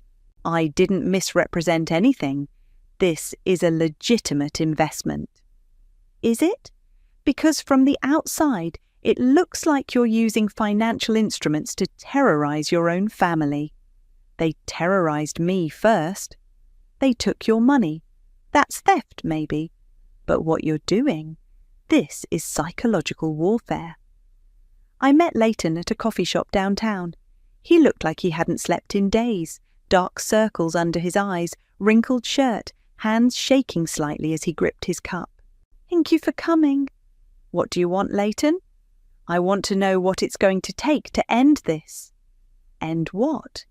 "The games, the threatening letters, the mind games with Simone." "I'm not playing games. I'm servicing a mortgage." "Cut the shit, Lillian. We both know this isn't about business." I leaned back in my chair. "Okay, you want honesty? This is about $50,000 that your wife and her parents stole from me. This is about 4 years of medical school applications that are now worthless. This is about being treated like a second-class citizen in my own family. So what do you want? The money back? We can work out a payment plan. With what money? You're barely making your mortgage payments as it is. I'll figure it out. How? Take out another credit card? Borrow from your parents? If I have to. And what about next month? And the month after that? You're living beyond your means, Leighton. This house, the lifestyle, the keeping up with the Joneses Act, it's all built on debt. That's not your problem. It is when I own 28% of your mortgage. Leighton's phone rang. He glanced at it and his face went pale. I have to take this. Leighton Hayes. What? When? Are you sure? Okay, I'll be right there. He hung up and stared at me. What's wrong? That was my boss. Someone called our office asking about my employment status, wanted to verify my income, my commission history, whether my job was secure. Sounds like a credit check. It wasn't a credit check. It was someone asking very specific questions about my ability to make mortgage payments. Interesting. Did you call my office? I don't need to call your office. I have access to all your financial information through the mortgage servicing agreement. Someone called Lillian, someone who knew details about our loan that only you would know. I shrugged. Maybe one of my investors wanted to verify the stability of the borrower. Your investors? This is a group investment, remember? Other people have money at stake here too. What other people? That's confidential. Leighton's phone buzzed with a text. He read it and his face went from pale to grey. Simone's boss just called her. Someone contacted the dental office asking about her employment status. Sounds like someone's doing their due diligence. This is harassment. This is business. No, this is revenge, and it's working. Simone's been crying for 3 days. She can't sleep, can't eat. She's convinced we're going to lose the house. Are you? What? Going to lose the house? Not if we keep making payments. And can you keep making payments? Yes. Even if your commission drops? Even if Simone has to take time off work? Even if you have an emergency expense? We'll manage. Will you? Because I've run the numbers, Leighton. You're one missed paycheck away from default. We won't miss any paychecks. Everyone misses paychecks eventually, especially in real estate, especially when the market turns. The market's not turning, isn't it? I've been reading the reports. Inventory's up, sales are down, interest rates are climbing. How many houses did you sell last month? He didn't answer. How many, Leighton? 2. And the month before? 1. And your commission on those sales? That's none of your business. It's absolutely my business. Your ability to pay is my business. Your employment stability is my business. Your credit score, your debt-to-income ratio, your spending habits, all of it is my business now. Leighton stood up abruptly. This ends now. No, it doesn't. I'm calling a lawyer. Good luck with that. Everything I've done is completely legal. We'll see about that. He stormed out, leaving his coffee untouched. I sat there for a few more minutes, checking my phone. 3 missed calls from Mum, 2 from Dad, and a string of increasingly frantic texts from Simone. The last one made me smile. Please call me. We need to talk. I'm scared. I finished my coffee and drove home, humming softly to myself. Tomorrow was Friday. The next mortgage payment was due Monday. I wondered if they'd be able to make it. They came on a Sunday evening, just as I was settling in with takeout and a movie. The frantic knocking started around 7, followed by the doorbell ringing non-stop. I looked through the peephole and saw all 3 of them, Mom, Dad, and Simone. Simone's face was blotchy and red, like she'd been crying for hours. Mum looked furious. Dad just looked tired. I opened the door. We need to talk, Mum said, pushing past me into my apartment. Hello to you too. Simone collapsed onto my couch like her legs had given out. Lillian, please, you have to stop this. Stop what?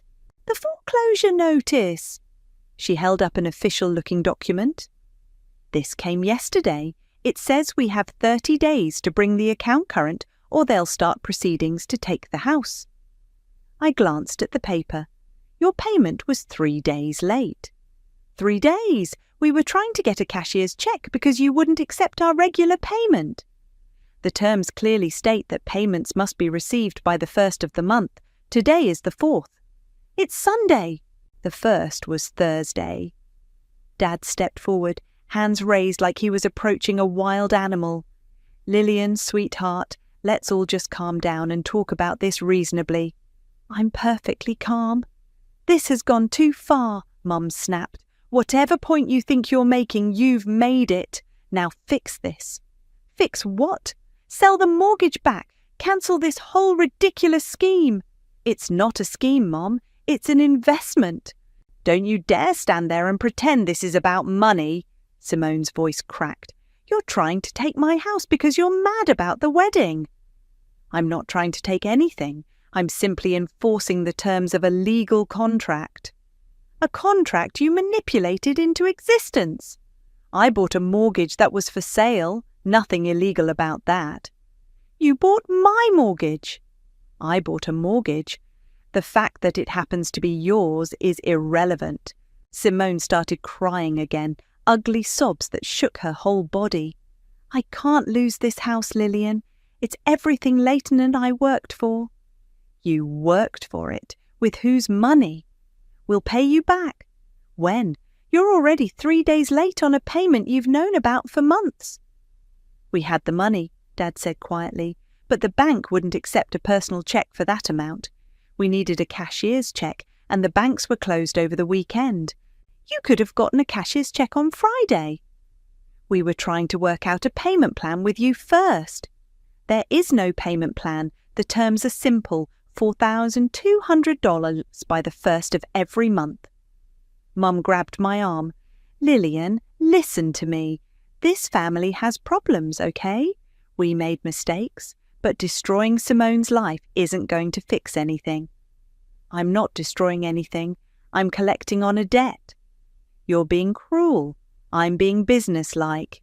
This isn't business, Simone screamed. This is my home, my marriage, my life. And my medical school fund was my life, my future, my dreams, but that didn't stop you from spending it on flowers and cake. We were going to pay you back. Were you? Because I've seen your finances, Simone. Every credit card statement, every bank account, every expense. You spent more on your honeymoon than most people make in a year. That's private information. Not when I'm your mortgage servicer. Dad sat down heavily in my armchair. What do you want from us, Lillian? Really, what will it take to end this? I want you to make your payments on time. And if we can't, then you'll face the consequences, which are foreclosure, loss of the property, damage to your credit rating, potential deficiency judgment if the house sells for less than you owe. Simone's sobs got louder. Mum started pacing. You can't do this to your own sister. My own sister did it to me first. Taking your college money is not the same as taking someone's house. You're right, taking someone's house is legal. The room went dead silent except for Simone's crying. I have an offer, Dad said finally. I'm listening. We'll get you the $50,000, all of it, this week. Where are you going to get $50,000?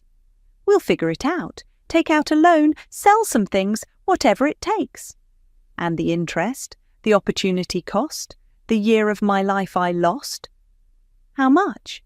I pretended to think about it. 100,000? That's double.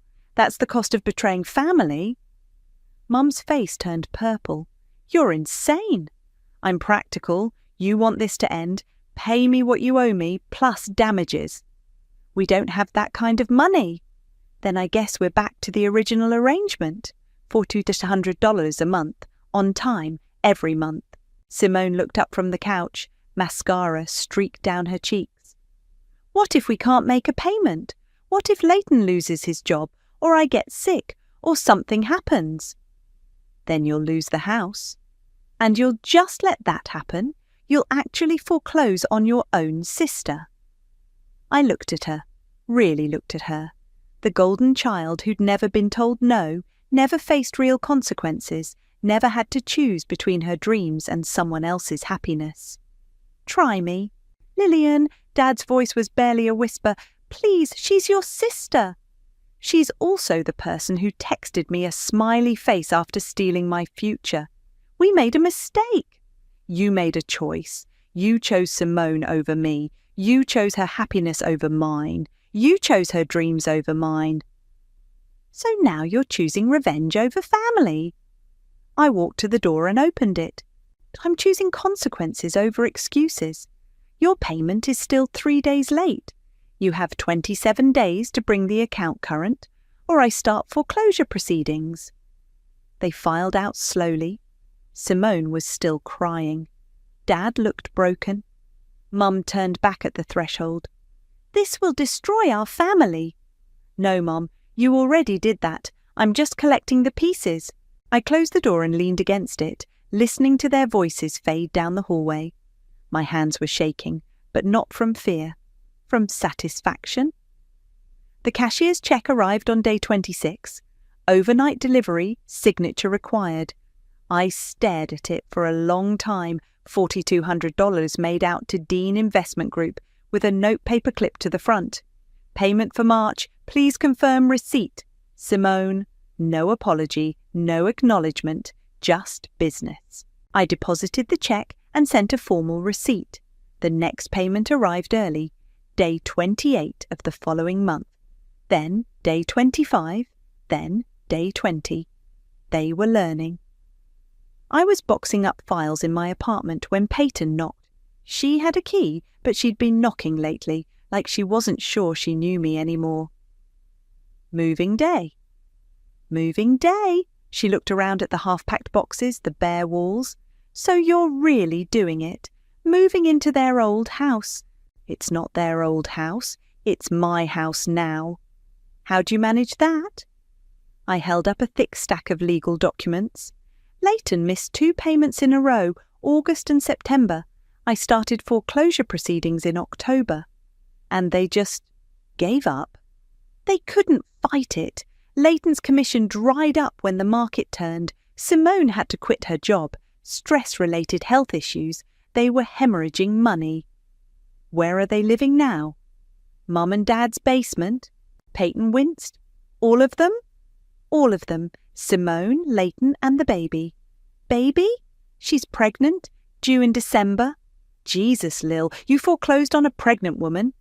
I foreclosed on someone who defaulted on their mortgage. Her pregnancy status is irrelevant. Peyton sat down on one of the boxes. Do you hear yourself? This isn't you talking. This is exactly me talking. The Lillian I grew up with wouldn't. The Lillian you grew up with was a doormat. She let people walk all over her, take her money, steal her dreams. That Lillian is gone. And what's left? I taped up another box. Someone who doesn't get taken advantage of anymore. Someone who forecloses on pregnant family members. Someone who enforces contracts. Peyton was quiet for a long moment. Have you talked to them since the foreclosure? There's nothing to talk about. Lillian, they made their choice, Peyton. They chose Simone's wedding over my education. They chose her happiness over mine. They chose her future over mine. Now they get to live with the consequences. And you, what do you get to live with? I looked around my empty apartment at the boxes labelled kitchen and bedroom and medical school applications expired. I get to live with justice. The house felt different when I moved in. Bigger, emptier. The walls still had nail holes where Simone's wedding photos used to hang. The kitchen still smelled faintly of the vanilla candles she loved. I'd had all the locks changed, but I kept finding little reminders of them everywhere. A hair tie behind the bathroom door, a grocery list stuck to the refrigerator in Leighton's handwriting, a pregnancy test box in the master bedroom trash can. I threw it all away. The doorbell rang on my third day there. I looked through the peephole and saw a delivery truck. The driver handed me an envelope with my name on it, handwritten in Simone's careful script. Inside was a single sheet of paper and a photograph. The photo was an ultrasound image, black and white, grainy, but I could make out the tiny profile of a baby. Someone had written "Baby Hayes, due December 15th" in the margin. The letter was short. "Lillian, I know you probably don't care, but I wanted you to know about your niece. We're naming her Hope. I thought you should see her picture, even if you never want to meet her. I'm sorry about the medical school money. I'm sorry about everything. I know saying sorry doesn't fix anything, but I needed to say it. I hope someday you can forgive us. I hope someday we can be a family again. Love, Simone." I read it twice, then walked to the kitchen and threw it in the trash, but I kept the ultrasound photo. That night, I sat in the living room that used to be theirs, in the house that used to be their dream, looking out at the neighbourhood they used to call home. The mortgage was paid off. I'd used the money from my other investments to buy out the remaining balance. The deed was in my name alone. I owned everything they'd wanted, everything they'd worked for, everything they'd sacrificed my future to achieve. I should have felt victorious. I should have felt satisfied. Instead, I felt hollow. My phone buzzed, a text from an unknown number. "This is Mom. Simone's in the hospital. Complications with the pregnancy. Thought you should know." I stared at the message for a long time. Then I deleted it without responding. Outside, it started to rain. I watched the water run down the windows of my beautiful empty house and wondered if this was what winning was supposed to feel like. The ultrasound photo was still on the coffee table where I'd left it. A tiny face I'd never see grow up. A niece who would never know my name. I picked up the photo and walked to the fireplace. The matches were in the same drawer where Simone used to keep them, next to the vanilla candles I'd thrown away. I struck a match and held it to the corner of the photo. Then I blew it out. Some victories, I realised, cost more than defeats, but I'd already paid the price. We all had. I put the photo in a frame and set it on the mantel, the only picture in my perfect empty house. The rain kept falling, and I kept watching, and somewhere across town my family kept living with the consequences of choices we'd all made. Justice, it turned out, was a cold companion, but it was the only one I had left. I haven't been allowed to drive alone since I was 16. Not because I'm a bad driver. I've never even had the chance to prove that one way or another. It's because I'm sick. Always have been, always will be, according to my parents. At least, that's what I believed until 3 weeks ago. My name is Rachel, and I'm 28 years old. I should probably mention that up front, since most people assume I'm much younger when they see me shuffling into yet another doctor's office, clutching my mother's arm like some fragile china doll. "Rachel, honey, remember what Dr. Peterson said about your iron levels?" Mum says as she parks outside the medical building. Her voice has that practiced concern that sounds so genuine. Other people always comment on what a devoted mother she is. I nod obediently. I've been nodding obediently my entire life. The waiting room smells like disinfectant and desperation. I've spent more time in places like this than most people spend at their jobs, which is ironic, considering I barely get to keep any money from the jobs I do manage to hold down. "Every paycheck goes toward your treatments, sweetheart," Dad always reminds me when I ask about my finances. "We're just grateful we can afford to take care of you." Meanwhile, my younger sister Paisley just got back from her 3rd trip to Europe this year. She posted about it constantly on Instagram. Designer bags, 5-star hotels, champagne brunches, all funded by my parents. Careful budgeting, apparently. Rachel Martin, a nurse calls my name. This appointment is different, though. It's not one of my usual specialists. The cardiologist, the endocrinologist, the haematologist who's been monitoring my condition for over a decade. This is just a routine physical for a new temp job I managed to land. Basic requirement, nothing fancy.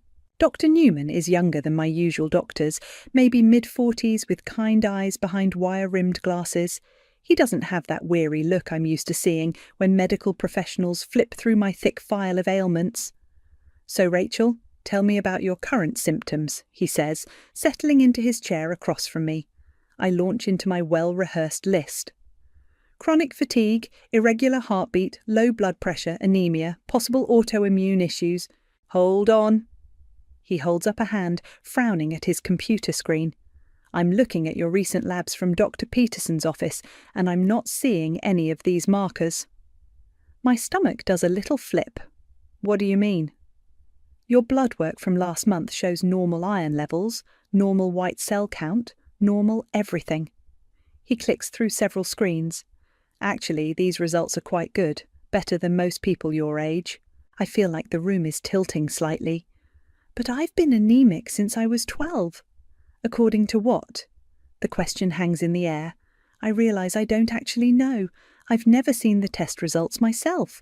Mum always handles all the medical paperwork, says it's too stressful for me to worry about. My parents, they've always managed my medical care. Dr. Newman's expression grows more concerned. "Rachel, I'd like to run a full panel today, just to be thorough. Is that okay with you?" I want to say yes, but I can hear Mum's voice in my head. "Never let doctors run unnecessary tests, honey. They're just trying to make money off our situation." I should probably check with my parents first. "You're 28 years old," he says gently. "You don't need anyone's permission for medical care." The words hit me like a physical blow. When was the last time someone reminded me I was an adult? When was the last time I made any decision about my own body? "Okay," I whisper, "let's do the tests." As the nurse draws my blood, I think about Paisley's latest Instagram story. She's at some trendy restaurant downtown, the kind of place that costs more for one meal than I make in a week. The caption reads, "Celebrating my promotion. You're blessed, you poire's living my best life." Paisley works part-time at a boutique. I work full-time as an administrative assistant when my health allows it. Yet somehow she's the one celebrating promotions and European vacations. Dr. Newman returns with a clipboard. "Results should be ready by tomorrow afternoon. I'll call you directly." "Don't you usually call the emergency contact?" I ask. "My parents are listed." "Only if you're a minor or incapacitated. You're neither." He hands me a card with his direct number. "Rachel, can I ask you something? When was the last time you felt truly healthy? Not just okay, but actually energetic and strong?" I open my mouth to say never, but then I remember last week. I'd been alone in the house for a few hours while my parents ran errands. I'd felt normal, good even. I'd cleaned the entire kitchen, reorganised my closet, and still had energy left over. But when they came home and saw me moving around so much, Mum immediately started fussing about me overdoing it. "I'm not sure," I tell him honestly. He nods like he expected that answer. "I'll call you tomorrow." Walking to the car, I feel different somehow, like something has shifted, even though I can't put my finger on what. Mum is waiting in the driver's seat, scrolling through her phone. "How did it go, honey? Did Dr. Newman understand your condition?" "He ran some tests," I say carefully. "What kind of tests? I should have gone in with you. You know how you get confused about medical terminology. For the first time in my life, I don't apologise for potentially misunderstanding something. Instead, I just buckle my seatbelt and stare out the window. My phone buzzes with a text from Paisley. "Family dinner Sunday. Mum's making your favourite soup since you've been looking so pale lately." I've been looking pale my entire life, according to them. But sitting here now, I catch my reflection in the side mirror. My cheeks actually have colour. My eyes look brighter than I remember. Dr. Newman said he'd call tomorrow, 24 hours to find out if everything I've believed about myself is true, or if it's all been a lie. The call comes at 2:17 p.m. while I'm filing insurance claims at work. I almost don't answer because Mum always says phone calls during work hours are unprofessional, but something makes me pick up. "Rachel, this is Dr. Newman. Do you have a few minutes to talk privately?" My heart starts racing. Is it bad news? Actually, it's good news. Very good news. Your blood work is perfect. Everything. Iron, vitamins, thyroid function, immune markers, all completely normal. In fact, you're healthier than most people I see. The filing cabinet suddenly feels like it's supporting my entire weight.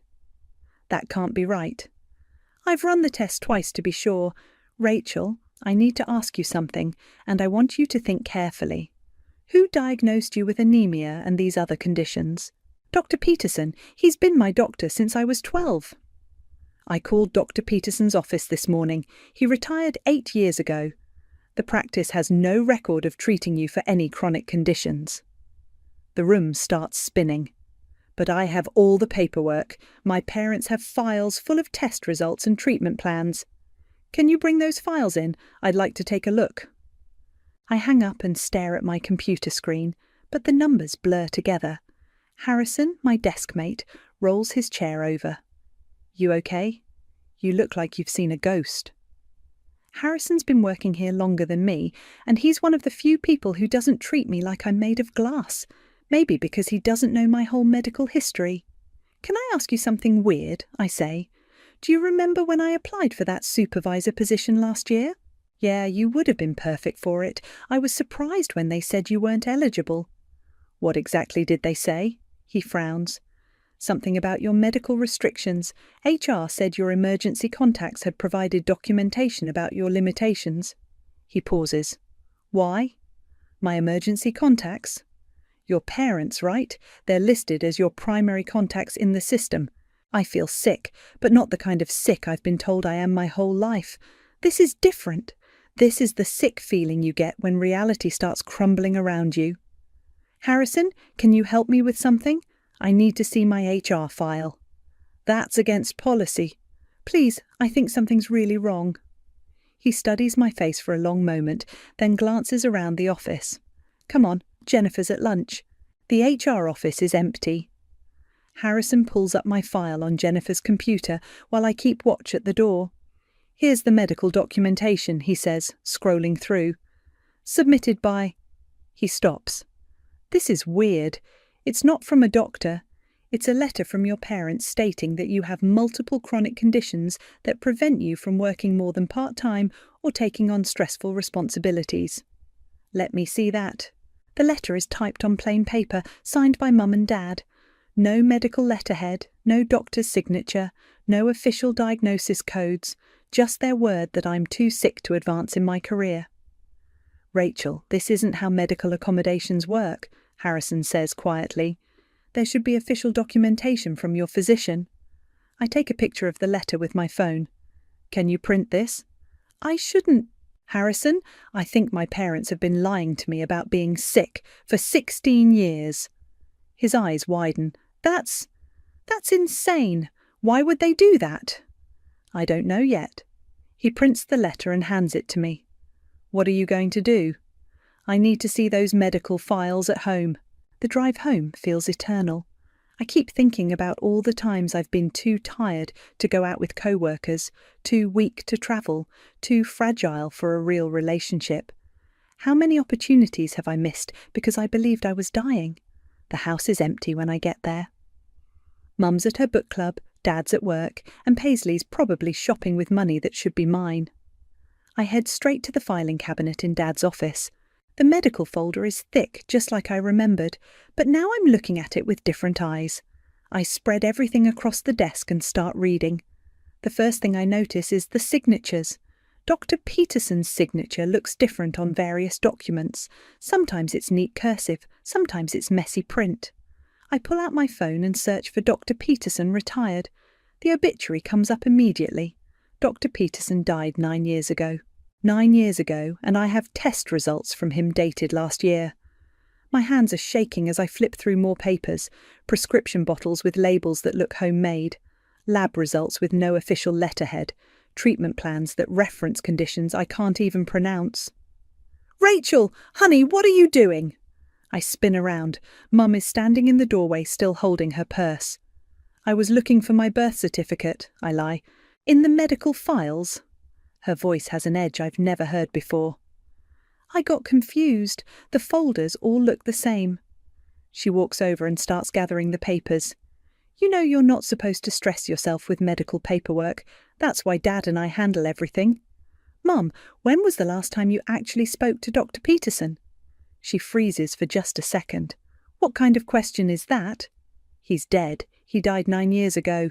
The silence stretches between us like a chasm. Mum's face goes through several expressions: surprise, calculation, then that familiar concerned mask. Oh, honey, you're confused. We switched to Dr. Martinez after Dr. Peterson retired. Remember? Your condition makes it hard to keep track of these things sometimes. But I'm not confused anymore. For the first time in my life, I'm seeing clearly. I want to see Dr. Martinez's contact information. Rachel, you're getting worked up. This isn't good for your heart. My heart is fine. My blood work is perfect. I'm not sick, am I? The question hangs in the air like a bomb waiting to explode. Mum's smile never wavers, but something cold flickers in her eyes. Of course you're sick, sweetheart. You've always been our special girl who needs extra care. But I'm done being special. I'm done being sick. I'm done being their lie. 3 days later, I'm pretending to be asleep when Dad comes home from work. Through my cracked bedroom door, I watch him head straight to his office. This is my chance. I've been planning this moment since the confrontation with Mum. She's been watching me like a hawk, but tonight she's at Paisley's apartment helping her redecorate. More like buying her new furniture with money that should be mine. Dad's office door is open. I can hear him shuffling papers, probably paying bills. I creep down the hallway and peek inside. Hey, Dad, can I borrow your laptop? Mine's acting up. He looks up, startled. Of course, honey, but shouldn't you be resting? Your mother said you seemed agitated earlier. Just need to check my work email real quick. He slides the laptop across his desk. Don't strain your eyes. You know how screen time affects your migraines. I don't get migraines. I never have. But I nod and take the laptop to the kitchen table where I can see him coming. His banking website is still logged in. My heart pounds as I scroll through months of transactions. Most of it looks normal. Mortgage, utilities, groceries. But then I see them. Regular transfers labelled Medical Rachel going to an account I don't recognise. $2,800 last month. $3,200 the month before. Going back years. I screenshot everything and email it to myself, then dig deeper. The receiving account belongs to something called PM Trust Fund. I search the account number and find more transfers. This money is being moved again, into investment accounts and savings. Rachel, what are you doing? I slam the laptop shut, Dad standing in the kitchen doorway. Just checking email like I said. You look upset. Are you feeling all right? I'm fine, Dad. Actually, I have a question. What's PM Trust Fund? His face goes completely white. Where did you hear that name? I saw it on some paperwork. Is it related to my medical expenses? Rachel, you shouldn't be looking at financial documents. You know numbers confuse you. Numbers don't confuse me. I work in accounting, remember? Part-time, he says quickly, because of your limitations. What limitations? I feel fine. I've always felt fine. Honey, you're getting worked up. Let me call your mother. Don't call Mum. Talk to me. What is PM Trust Fund? He sits down heavily at the kitchen table. For a moment he looks older than his 52 years. It's a college fund for Paisley. Funded with my medical expenses? It's not that simple. Then make it simple. He rubs his face with both hands. Your mother handles the finances. I just do what she says is best for the family. Best for the family or best for Paisley? Rachel, you have to understand. Paisley has opportunities. She's going places. She needs what? My money? It's not your money. It's family money. We've spent so much on your care over the years, and Paisley never complained about the sacrifices. What sacrifices? What care? I'm not sick. The words explode out of me louder than I intended. Dad flinches like I've hit him. Of course you're sick. You've always been delicate. Since you were little, you've needed... I've needed what? What exactly have I needed?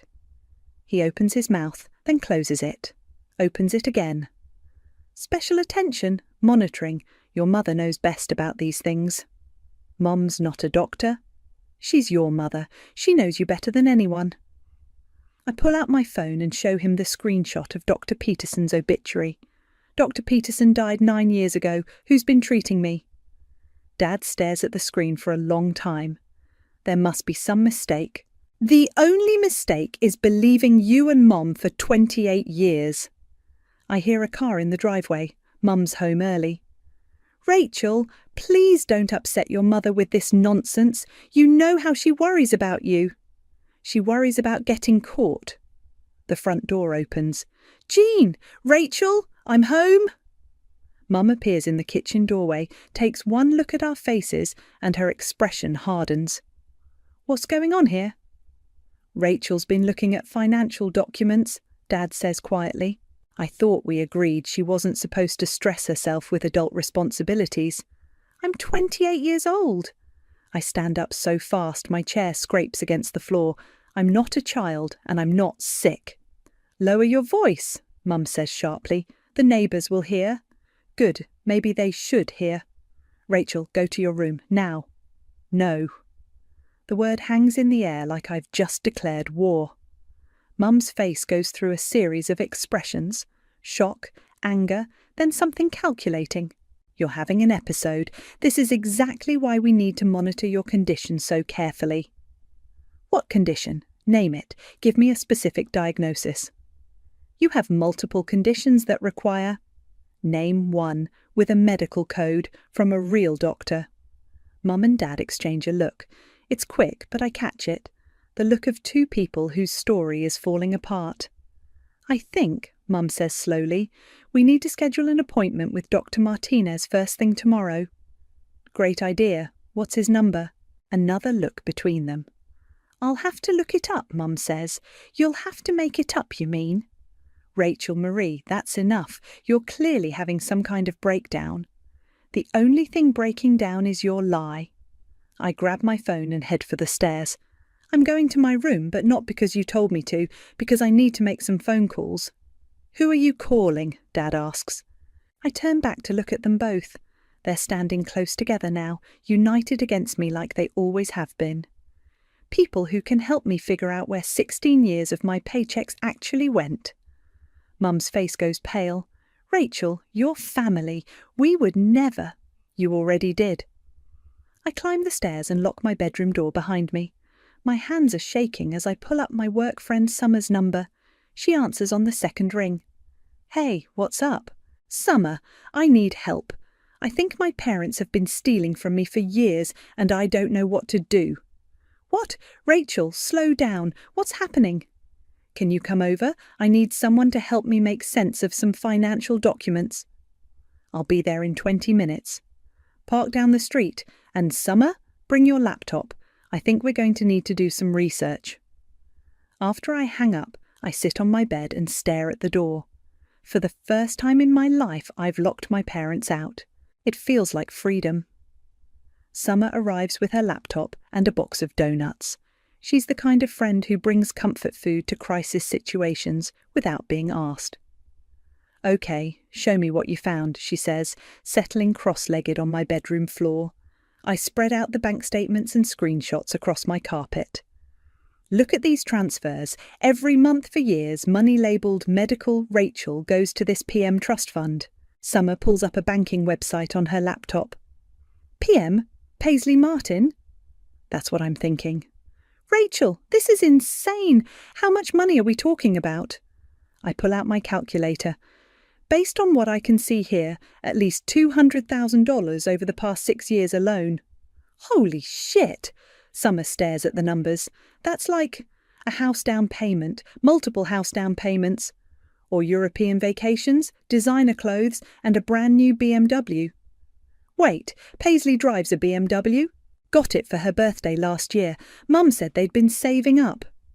Summer starts typing furiously.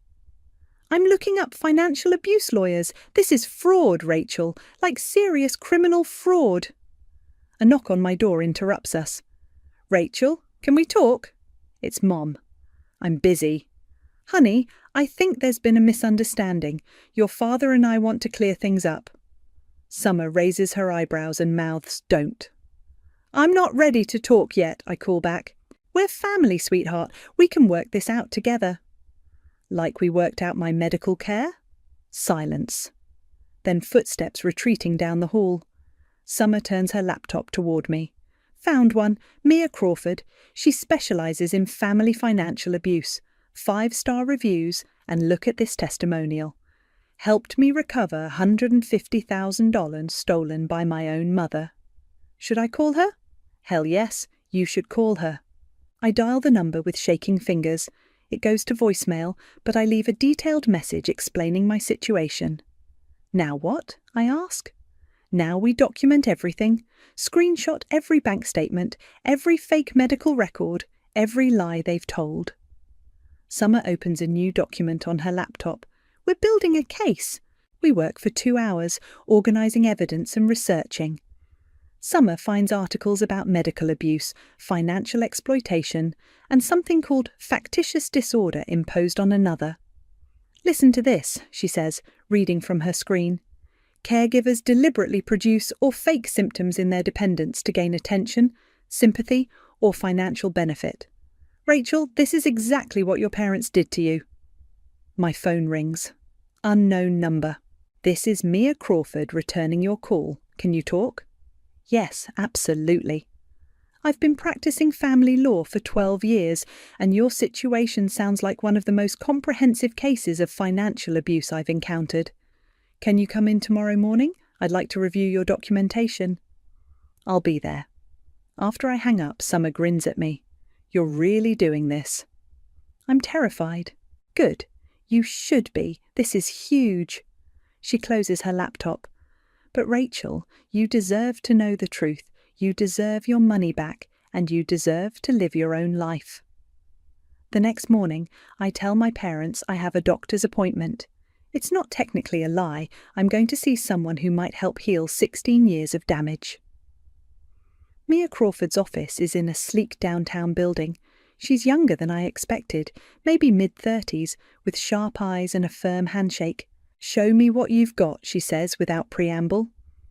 I spread my evidence across her conference table. Bank statements, fake medical records, screenshots, the HR documentation Harrison helped me find. Mia examines everything methodically, occasionally making notes. After 20 minutes, she looks up. Rachel, this is one of the most well-documented cases of financial abuse I've seen.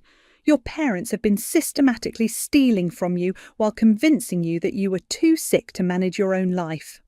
Can we prove it? We can more than prove it. We can prosecute it. She pulls out a legal pad. I'm going to recommend we bring in a forensic accountant to trace every dollar.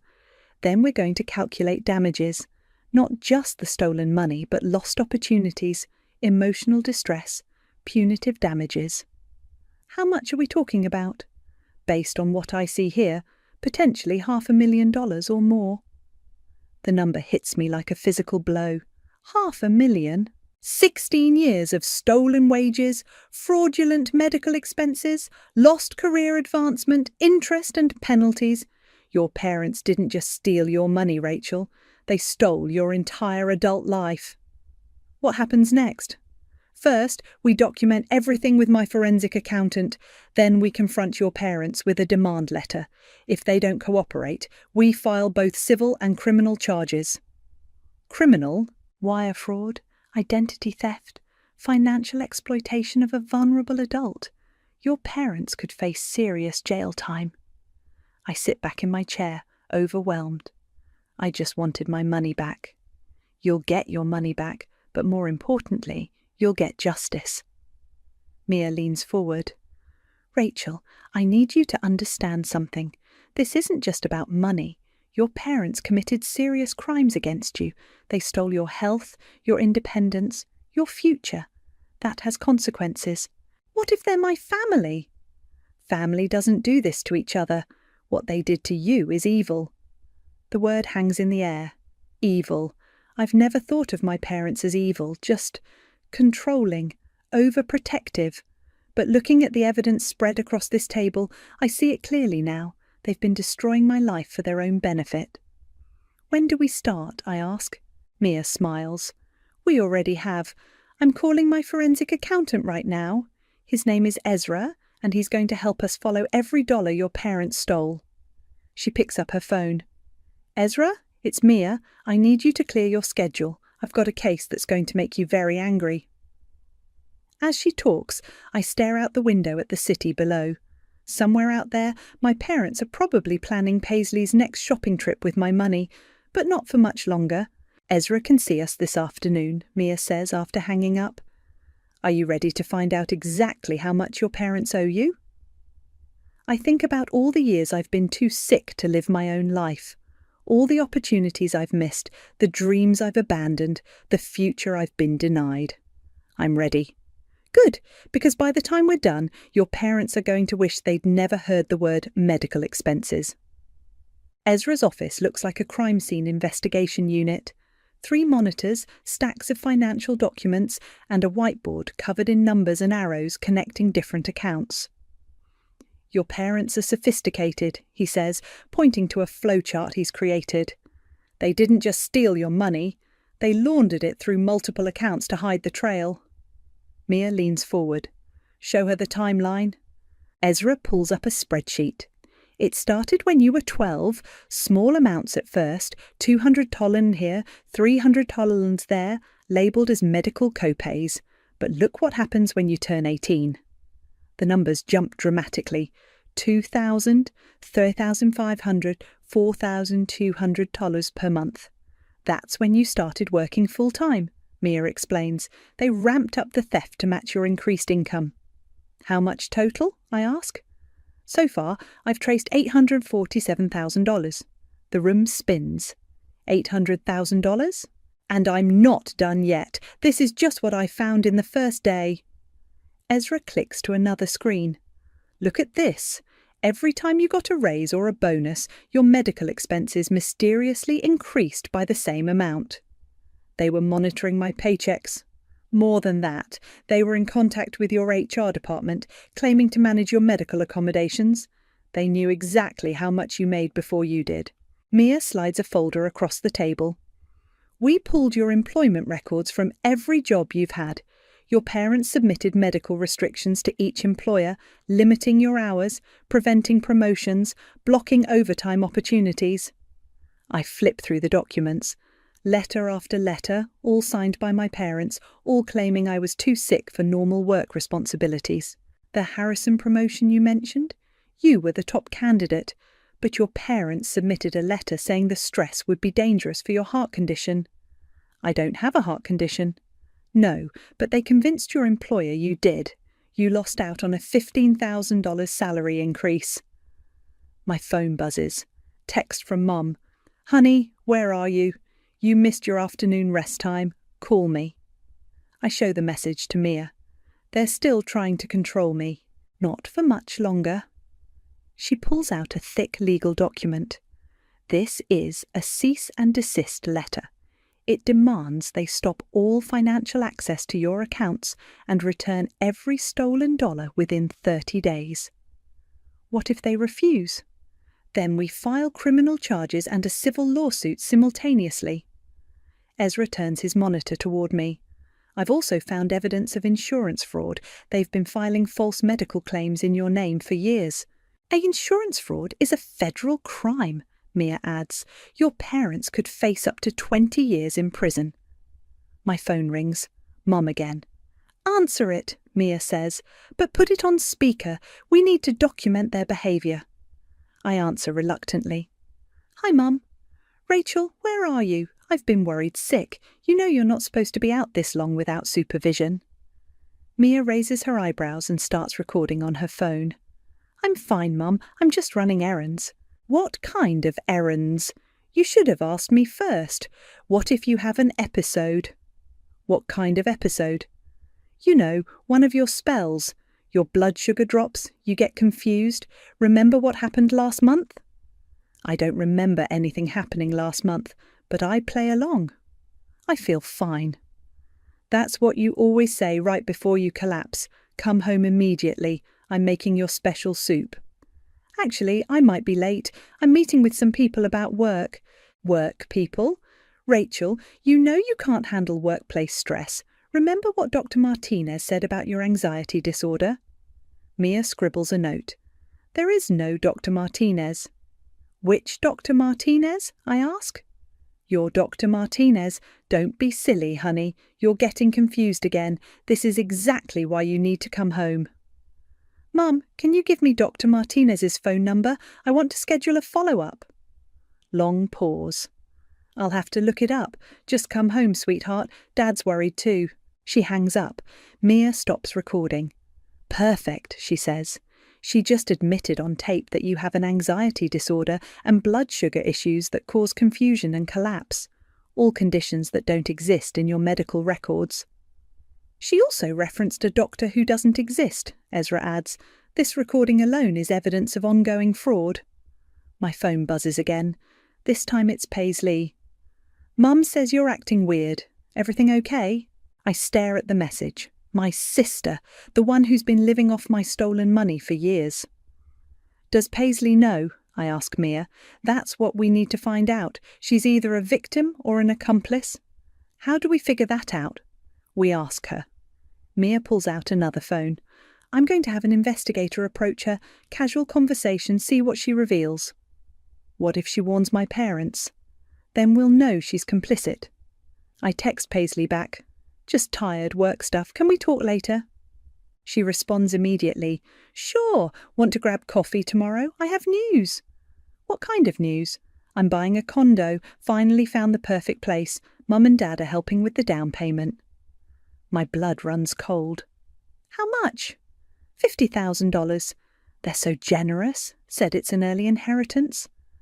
I show the messages to Mia and Ezra. They exchange grim looks. She knows, Mia says quietly. No one gets a $50,000 early inheritance without asking questions. So my whole family is in on it? It looks that way. I stare at Paisley's messages. My little sister, who I've always protected, who I've always made excuses for. She's been spending my stolen money on designer clothes and European vacations while I've been trapped in a prison of fake illness. What happens to her? That depends on how deep her involvement goes. If she just spent the money without knowing where it came from, she might only face civil liability. But if she actively participated in the fraud, she could go to prison too. Yes. I think about all the times Paisley has complained about my special treatment, how she's always been jealous of the attention my illness brought me. She knew exactly what was happening. I want to confront her first, before we serve the papers. Rachel, that's not advisable. She could warn your parents, destroy evidence. She's still my sister. I want to give her one chance to do the right thing. Mia sighs. If you're determined to do this, we do it my way. Controlled environment, everything recorded, and you follow my script exactly. Okay. And Rachel? After tomorrow, there's no going back. Once we serve those papers, your family will never forgive you. I look at the evidence spread across the table. $800,000, 16 years of lies, a lifetime of stolen opportunities. They never loved me anyway. They loved what I could give them. Then let's make sure they give it back. Ezra prints out a summary of his findings. Take this home, study it. Tomorrow when you talk to your sister, you'll know exactly how much she's cost you. I fold the papers and put them in my purse. Tomorrow I'm going to find out if I have any family left worth saving, but I'm not holding my breath. I meet Paisley at her favourite coffee shop downtown. She's already there when I arrive, scrolling through her phone and sipping a $7 latte. Her designer purse sits on the table, the one she bought in Paris last month. You look different, she says as I sit down. Less pale. I've been feeling better lately. That's great. Mum was worried you were having another episode yesterday. I pull out my phone and start recording, keeping it hidden under a napkin. Mia's instructions echo in my head. Let her talk, don't accuse, just gather information. Tell me about the condo, I say. Her face lights up. It's perfect. 2 bedrooms, granite countertops, downtown view. The seller accepted my offer yesterday. $50,000 down payment is a lot. I know, right? I'm so lucky Mum and Dad have been saving for my future. She takes another sip of her latte. They said it's better to invest in real estate than leave money sitting around. What money? You know, the family savings. Dad's always been good with investments. Paisley, where do you think that money comes from? She shrugs. Dad's job, Mum's part-time work, careful budgeting. They've always been smart about money. Mum works part-time at a gift shop. Dad's a middle manager. How do you think they saved $50,000? I don't know, Rachel. I don't worry about their finances. She looks annoyed. Why are you being weird about this? Because I think that money came from me. What do you mean? I pull out one of Ezra's financial summaries and slide it across the table. This shows money transfers from my medical expenses going into your trust fund. Paisley glances at the paper, then pushes it back. I don't understand financial stuff. It's not complicated. Every month my paychecks go to pay for medical treatments I don't need. That money gets transferred to your accounts. That's crazy, Rachel. You've been sick your whole life. Have I? When's the last time you saw me actually sick? She opens her mouth, then closes it. You're always tired. Because I work full-time while you work part-time and live like a millionaire. I work hard too. 20 hours a week at a boutique isn't hard work, Paisley. Her face flushes. Just because you're jealous of my lifestyle doesn't mean... Jealous? I've been paying for your lifestyle. The coffee shop goes quiet. Other customers are staring. Paisley looks around nervously. Lower your voice, she hisses. Why? Embarrassed that people might find out the truth? What truth? You're having some kind of breakdown. I pull out my phone and show her Dr. Newman's test results. I'm not sick. I never was. Mum and Dad have been lying to me for 16 years. Paisley stares at the screen. For the first time, she looks uncertain. That can't be right. It's completely right, and you know it. I don't know anything. Paisley, you've lived with me your whole life. Have you ever seen me take medication? Have you ever seen me have a medical emergency? Have you ever seen me actually sick? She's quiet for a long moment. You always seemed fragile. Because that's what they told you to think. Rachel, even if you're not as sick as we thought, that doesn't mean Mum and Dad stole from you. They've always taken care of you. They've taken care of themselves, and you. I show her another document. This is your college tuition, paid for with transfers from my medical fund, your car payments, your credit cards, your European vacations, all paid for with money stolen from me. Paisley's hands start shaking. I didn't know. Didn't know or didn't want to know. I didn't ask where the money came from, but you spent it anyway. They're my parents. I trusted them. They're my parents too, and they've been destroying my life to fund yours. Tears start running down her face. What do you want me to do? I can't give back trips I already took. You can tell the truth. You can admit what's been happening.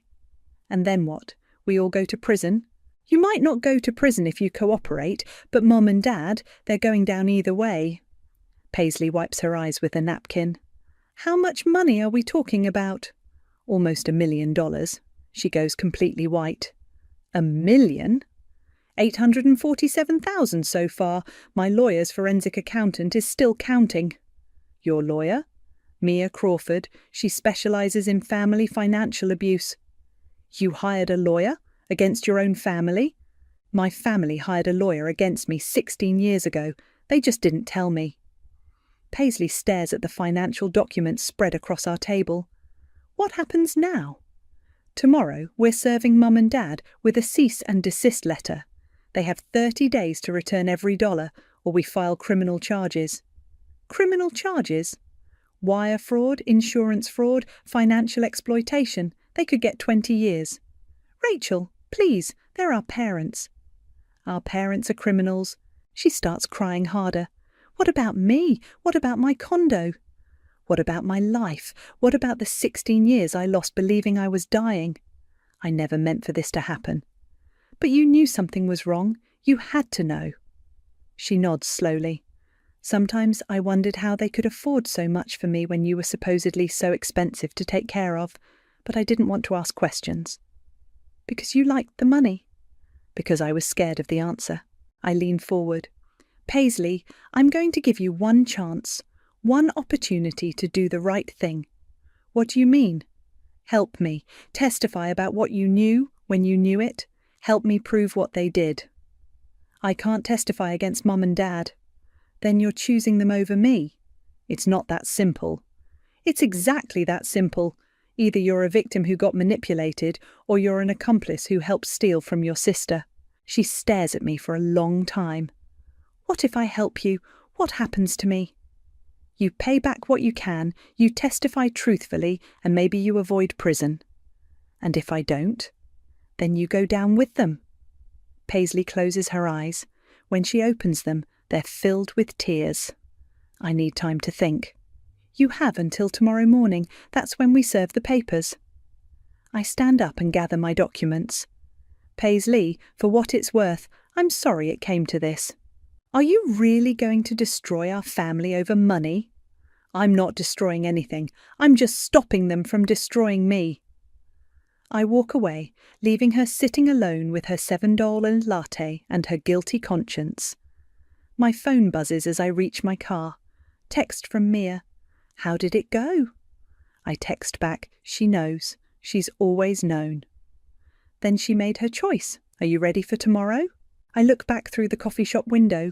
Paisley is still sitting at our table staring at the financial documents. I'm ready. Tomorrow my parents get their bill. I walk up to my parents' front door at exactly 10 a.m. carrying a manila envelope thick enough to choke on. Mia is parked across the street in her car, recording everything through the window. Ezra sits beside her with a camera. I don't knock. I use my key and walk straight into the living room where Mum and Dad are having their morning coffee. Rachel, Mum jumps up. You scared us. Why didn't you knock? Because this is still my house too, at least until you finish stealing everything from me. Dad sets down his coffee cup. Honey, what's wrong? You seem agitated. I place the envelope on their coffee table. It lands with a satisfying thud. What's that? Mum asks. Your bill. Dad reaches for the envelope, but I put my hand on it. Before you open that, I want you both to know that I know everything. The fake medical records, the stolen paychecks, the insurance fraud, all of it. Mum's face goes pale. Rachel, I don't know what you think you've discovered, but I discovered that Dr. Peterson died 9 years ago. I discovered that you've stolen almost $1 million from me. I discovered that you've been filing false insurance claims in my name. That's ridiculous, Dad says, but his voice shakes. Is it? Then explain this. I pull out my phone and play the recording from yesterday's call. Mom's voice fills the room. Remember what Dr. Martinez said about your anxiety disorder? Who is Dr. Martinez, Mom? He's the doctor who... He doesn't exist, just like my anxiety disorder, just like my anemia, just like every condition you've ever claimed I have. Dad stands up. Rachel, you're clearly having some kind of episode. Let us call Dr. Call who, Dad? Call which fake doctor? Mum sits down heavily. You don't understand. We did this for you. You did this to me. We protected you. We kept you safe. You kept me prisoner so you could steal my money. It wasn't stealing, Dad's voice cracks. It was family money. We used it for family expenses. Family expenses like Paisley's BMW, her European vacations, her $50,000 condo down payment. Mum and Dad exchange a look. The same look I've seen my whole life when they think I'm too stupid to notice. How do you know about the condo? Mum asks quietly. Because I'm not the confused, sick little girl you pretended I was. I'm a grown woman who hired a lawyer and a forensic accountant. I slide the envelope toward them. Open it. Dad's hands shake as he tears it open. He pulls out the cease and desist letter, the financial analysis, and a detailed breakdown of every stolen dollar. $847,000, I say.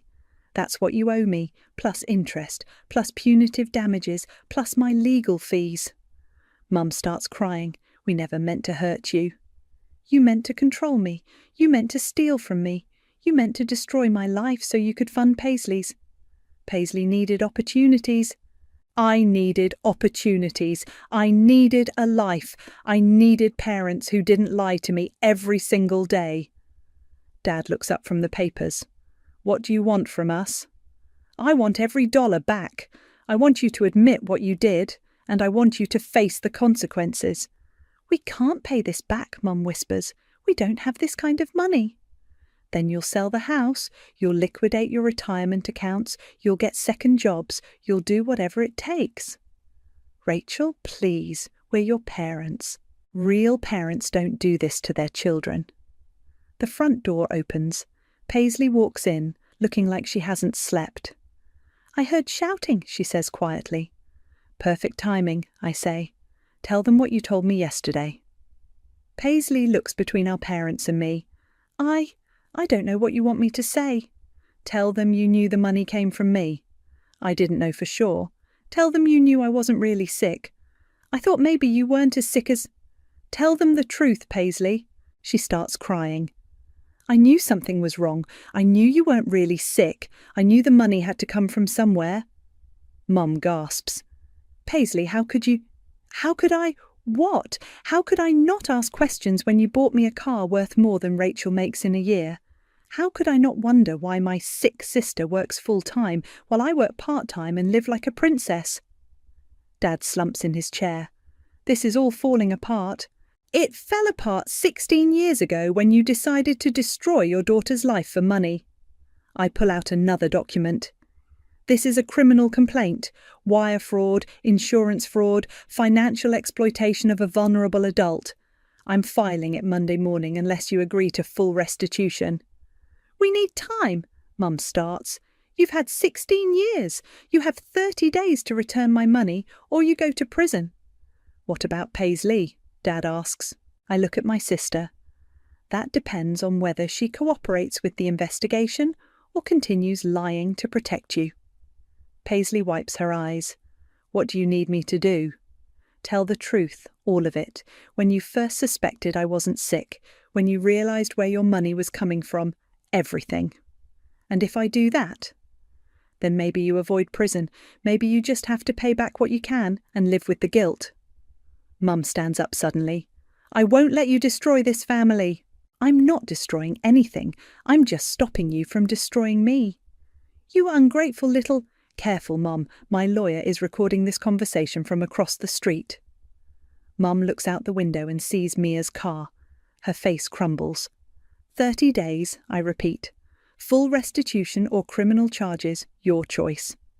I walk toward the door, then turn back.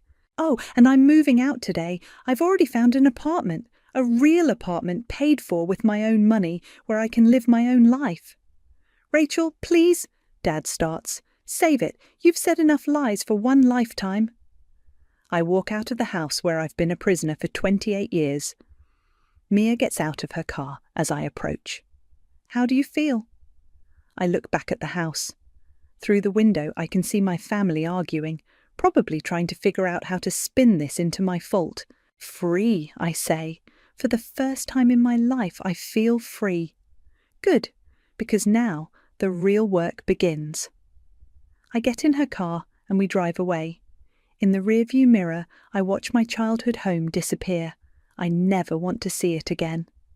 The courthouse steps are slippery from morning rain, but I walk up them steadily in my new heels. Real heels, bought with my own money from my own bank account. Behind me, Harrison carries a box of evidence while Summer holds an umbrella over both of us. You ready for this? Mia asks as we reach the entrance. I've been ready for 28 years. Inside, the courtroom is packed. Local news crews line the back row. Financial abuse cases involving fake medical conditions apparently make good television. My parents sit at the defendant's table with their court-appointed lawyer, looking smaller than I've ever seen them. Paisley sits in the gallery, alone. She's wearing a simple black dress instead of her usual designer clothes. The condo deal fell through when the bank discovered the down payment came from fraudulent sources. Judge Harrison calls the case. People versus Margaret and Jean Martin.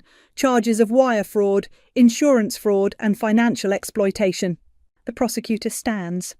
Your Honour, the defendants systematically defrauded their own daughter for 16 years, stealing over $847,000 while convincing her she was gravely ill. How do the defendants plead? My parents' lawyer stands slowly. Guilty, Your Honour, to all charges. A murmur runs through the courtroom.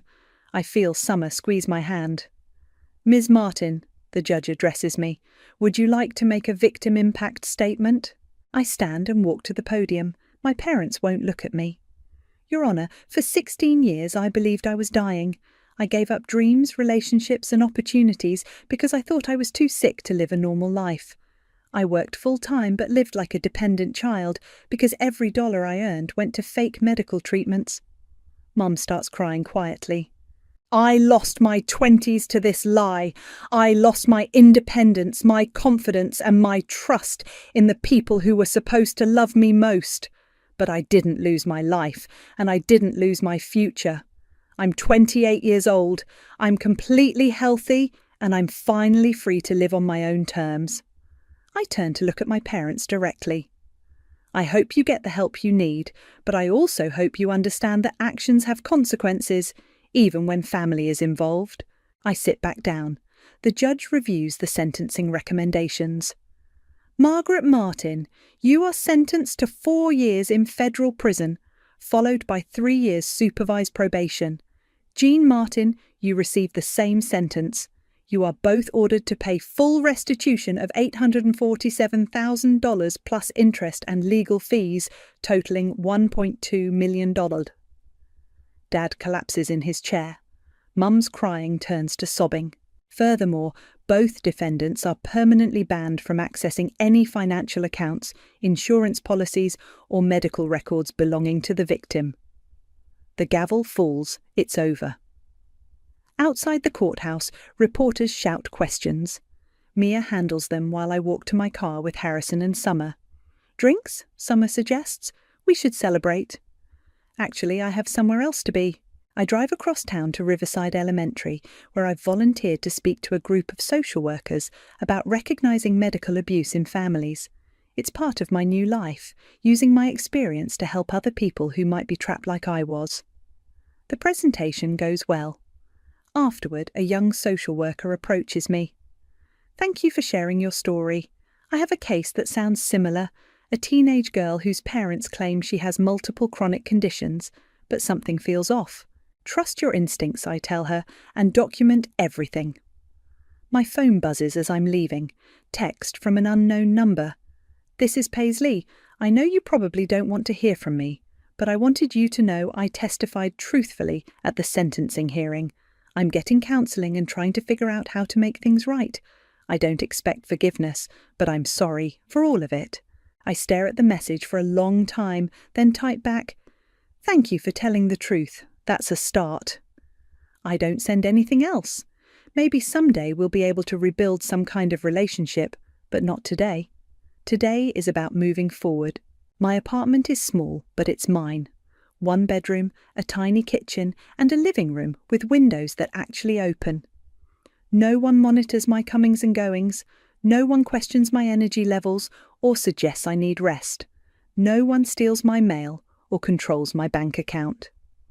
Harrison knocks on my door at 7 with takeout from my favourite Thai restaurant. How does it feel? He asks as we eat on my couch. Weird. Good weird, but weird. I twirl noodles around my fork. I keep waiting for someone to tell me I can't do something because of my health. And now? Now I can do anything I want. My laptop chimes with an email notification. It's from Mia. Restitution payment number 1 received, $47,000. House sale proceeds, more to follow. I show Harrison the email. They're actually paying. Of course they are, they don't have a choice. My phone rings. Dr. Newman's office. Ms. Martin, your annual physical results are in. Everything looks perfect. Blood pressure, cholesterol, all your levels are excellent. Thank you. I have to ask, how are you adjusting to everything? Better than I expected. It turns out being healthy is pretty great. He laughs. I imagine so. Take care of yourself. After Harrison leaves, I sit on my couch with a cup of tea and my laptop. I've been thinking about starting a blog, sharing my story, connecting with other survivors of family financial abuse, maybe helping people recognise the signs before they lose 16 years like I did. I open a new document and start typing. My name is Rachel, and until 6 months ago I thought I was dying. I wasn't. I was just being robbed. The words flow easily. For the first time in my life, I'm telling my own story in my own words. Outside my window, the city lights twinkle. Somewhere out there, my parents are beginning their prison sentences. Somewhere else, Paisley is figuring out how to live without stolen money. But I'm here, in my own apartment, healthy and free, and finally in control of my own life. I keep writing until midnight, then save the document and close my laptop. Tomorrow I'll edit it, maybe publish it, maybe help someone else who's trapped in a web of lies disguised as love. Tonight, I'm just going to sleep peacefully in my own bed, in my own home, with my own future stretching out ahead of me. Healthy at last, in every way that matters. The notification on my phone buzzed at 6:47 a.m, right as I was calculating whether I could afford both groceries and gas this week. The Instagram tag made my stomach drop before I even opened it. There was my 24-year-old brother Everett, arms spread wide beside a gleaming silver BMW, grinning like he'd just won the lottery. My parents flanked him, beaming with pride. Dad's arm was around Everett's shoulders and Mum was actually clapping. The caption read, "So proud of our son for achieving his dreams. Hard work pays off. Such blessed family, Tham, success. My name is Rose, and I've been working double shifts at the hospital for 3 years to keep my family afloat. That BMW cost more than I make in a year." "Rose, honey, are you up?" Mum's voice drifted through my apartment wall. She lived next door now, in the duplex I'd helped them buy when they lost their house 2 years ago. "Can you drive me to my appointment today? The car's making that noise again." I stared at the photo. Everett hadn't worked a full-time job in 6 months. Last I heard, he was finding himself through some online cryptocurrency course that cost $2,000. "Rose?" Mum knocked on my door. "I know you're awake. I can hear you moving around." I opened the door to find her fully dressed, purse in hand, already assuming I'd say yes. Margaret Hanson had perfected the art of making requests sound like facts.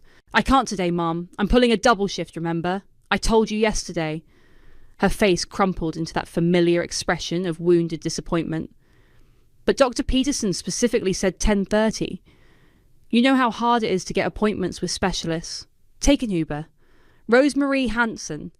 She used my full name like a weapon. "You know we can't afford luxuries like that. Not all of us have steady jobs." I bit back the urge to remind her that I'd been paying for her health insurance for the past 18 months. Instead, I grabbed my keys. "Fine, but I need to be at work by noon." The drive to Dr. Peterson's office was 20 minutes of Mum explaining why Everett deserved the BMW. Apparently, he'd landed some big opportunity in sales and needed reliable transportation to meet clients. "He's building his future, Rose. You have to invest in success to achieve it." "What about my future?" The words slipped out before I could stop them. Mum turned to look at me with genuine confusion. "What do you mean? You have a good job. You're stable." Stable. That's what I was. Not successful, not achieving dreams, just stable, like a piece of furniture. "I mean, when do I get to build something for myself? I've been supporting everyone else for years." "Oh, honey!" Mum's voice took on that patronising tone I'd learned to hate. "That's different. You're the daughter. It's your duty to help family. Everett's the one who needs to establish himself, start a family someday. You understand." I pulled into the medical centre parking lot and sat there, engine running, staring straight ahead. "It's a daughter's duty," I repeated slowly. "Exactly. I'm so glad you understand. Your father and I raised you right. After I dropped her off, I sat in my car for 10 minutes, scrolling through Everett's Instagram. Vacation photos from last month in Miami, designer clothes, expensive dinners, all while I'd been eating ramen and skipping my own doctor's appointments because I couldn't afford the co-pays. My phone buzzed with a text from Dad. "Saw the photo? Isn't it wonderful?" Everett's finally getting the recognition he deserves. We're taking him to dinner at Romano's tonight to celebrate. Can you cover Mum's prescription pickup? Thanks, sweetheart. Romano's, the place where entrees started at $40, the place I'd never been to because it wasn't in my budget. I screenshot the text and sent it to my friend Michaela with a message. I think I'm losing my mind. Her response came back immediately. "No, you're finally waking up. How much are you paying for their stuff again?" I didn't want to add it up. I'd been avoiding that math for months, maybe years. But sitting there in that parking lot, looking at my brother's BMW gleaming in someone else's Instagram story, I couldn't avoid it anymore. The numbers were worse than I thought. That evening, I couldn't shake the feeling that something was off. The BMW, the celebration dinner, Dad's casual assumption that I'd handle Mum's prescription, it all felt too convenient, too expensive for a family that supposedly couldn't afford Uber rides.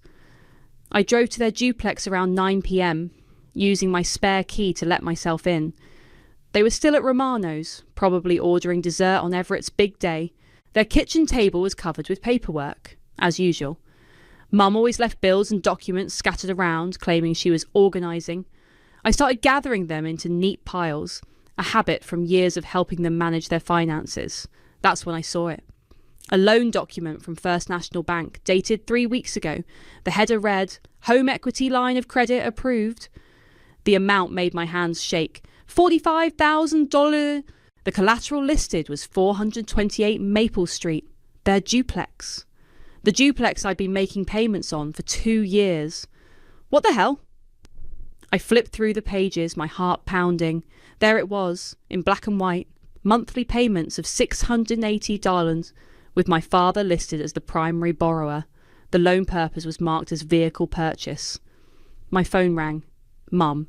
"Rose, honey, we're heading home soon. Could you pick up some milk on your way over tomorrow? We're out." "Mum, I'm at your house right now." Silence.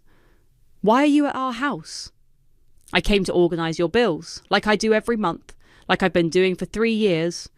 I held the loan document up to the light, as if that would make it less real. "We need to talk." "About what?" "About the $45,000 you borrowed against the house." The line went quiet for so long, I thought she'd hung up. "We'll discuss this when we get home." They walked in 20 minutes later, Dad carrying a takeout box from Romano's, and Mum clutching her purse like a shield. "Rose, sweetheart," Dad started, his voice artificially cheerful. "You look upset. What's wrong?" I held up the loan papers. "This is what's wrong, Michael. You mortgaged the house I've been paying for to buy Everett a BMW." Mum sat down heavily at the kitchen table. "It's not that simple." "Then explain it to me. Make it simple." Dad loosened his tie and sat across from me. "Everett needed reliable transportation for his new job. It's an investment in his future." "His future? What about my future? What about the fact that I've been paying your mortgage for 2 years? "You've been helping with expenses," Mum corrected. "That's different." "Helping?" I pulled out my phone and opened my banking app. "I've paid $1,148 every month for 24 months. That's over $44,000, Mum. I've been paying your entire mortgage." Dad shifted uncomfortably. "We appreciate everything you've done." "Appreciate?" My voice cracked. "You took out a loan against the house I'm paying for without telling me, to buy your son a luxury car." "Everett is building his career," Mum said, her voice rising. "He needs to look successful to be successful. You wouldn't understand. I wouldn't understand working. I wouldn't understand sacrifice. I work 60 hours a week to keep this family afloat, while Everett posts vacation photos on Instagram. That's enough." Dad's voice carried a warning I'd heard my whole life. "Everett is trying to establish himself. You have a stable job, a steady income. You don't need..." "I don't need what? A future? Dreams? A chance to build something for myself?"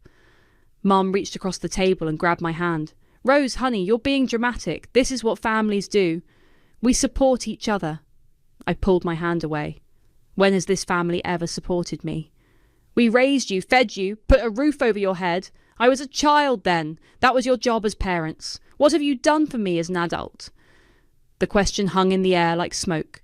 Dad cleared his throat. Rose, I think you need to calm down and think about this rationally. Everett deserves to build his future. You're already established. Established? I laughed, but there was no humour in it. I live in a studio apartment and eat cereal for dinner half the week because I'm paying for your lives. That's your choice, Mum said quietly. My choice? No one forced you to help us. You offered. I stared at her, this woman who'd raised me to believe that family came first, always, no matter the cost. You're right, I said finally. It was my choice. I stood up, folding the loan documents and putting them in my purse. Rose, where are you going? Dad asked. Home, to make some new choices. As I reached the door, Mom called out, Rose, wait, we can talk about this. I turned back to look at them, sitting at their kitchen table in their house that I'd been paying for, surrounded by evidence of their lies. There's nothing left to talk about. I called in sick to work the next morning, first time in 3 years. My supervisor, Janet, sounded genuinely concerned. Rose, you never call in sick. Are you okay? Do you need to go to the ER? I'm fine. Just need a day. But I wasn't fine. I'd been awake all night staring at my bank statements, adding and re-adding numbers that never got smaller. The math was brutal. $44,328 in mortgage payments, plus another $8,200 for their health insurance premiums, $3,600 for car repairs, countless grocery runs, utility bills, prescription copays. Over $56,000 in 2 years, more than my annual salary. My phone buzzed with a text from Michaela. Coffee? You sounded awful last night. We met at the diner on 5th Street, the kind of place where coffee was still $1 and the waitresses called everyone on. Michaela took one look at me and ordered us both the breakfast special. You look like hell. Thanks. That's exactly what I needed to hear. Talk to me. What happened after you texted me? I told her everything. The loan documents, the confrontation, Mum's casual dismissal of my sacrifices. Michaela listened without interrupting, her expression growing darker with each detail. Jesus Christ, Rose. They mortgaged the house you're paying for? $45,000 for Everett's BMW. And they didn't tell you. Mum said it was complicated. Dad said Everett deserves to build his future. Michaela set down her coffee cup hard enough to rattle the saucer. What about your future? When do you get to build something? Apparently never. I'm the daughter. It's my duty. That's bullshit and you know it. Our waitress, a woman in her 60s with kind eyes, refilled our coffee. Sorry, couldn't help overhearing. Family troubles? Something like that, I said. Honey, I raised 4 kids as a single mum, worked 3 jobs to put them through school. You know what I learned. She leaned closer, lowering her voice. The ones who take and take will never stop taking. You have to draw the line yourself because they never will.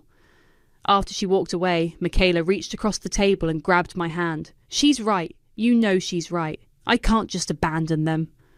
You're not abandoning them. You're saving yourself. My phone rang. Dad. Rose, we need to talk. Can you come over? I'm busy. This is important. About the house situation.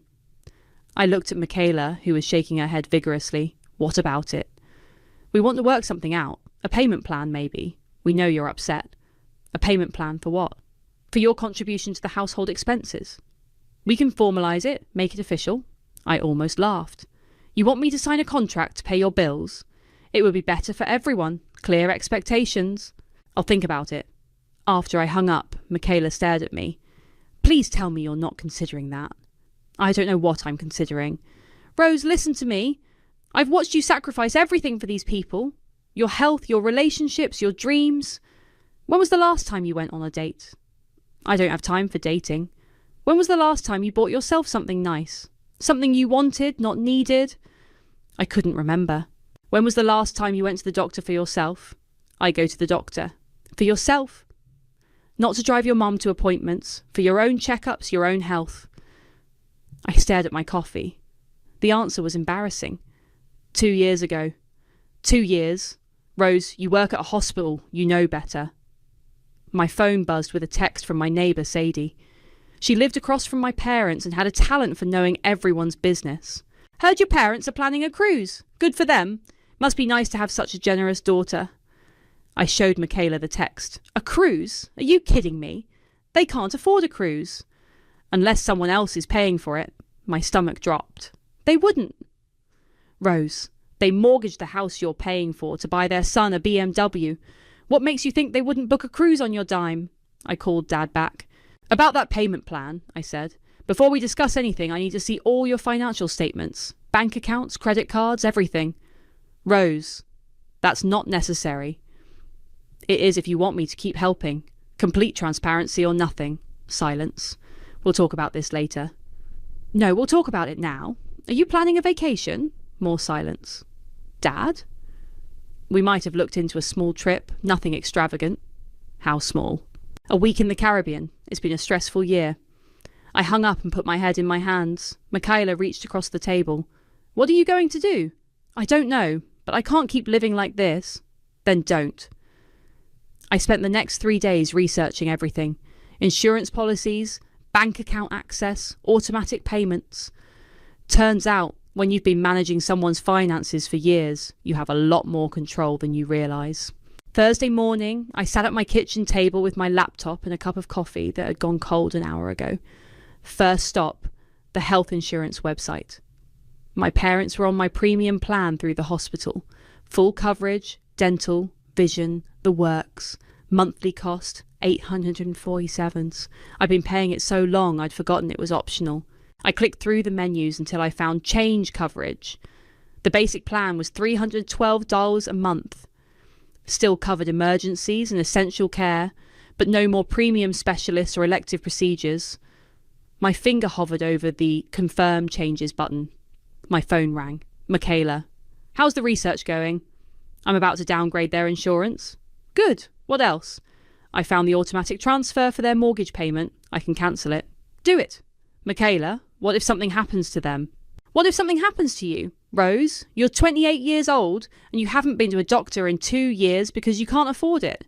Meanwhile, your mum is getting Botox injections covered by your premium plan. She gets Botox? Check the claims history. I pulled up the insurance portal and scrolled through recent claims. There it was. Dr. Martinez, cosmetic dermatology, $400 last month. I clicked confirm changes on the insurance downgrade. Next, I opened my banking app and found the automatic transfer section. $1,947 every month to my parents' mortgage company.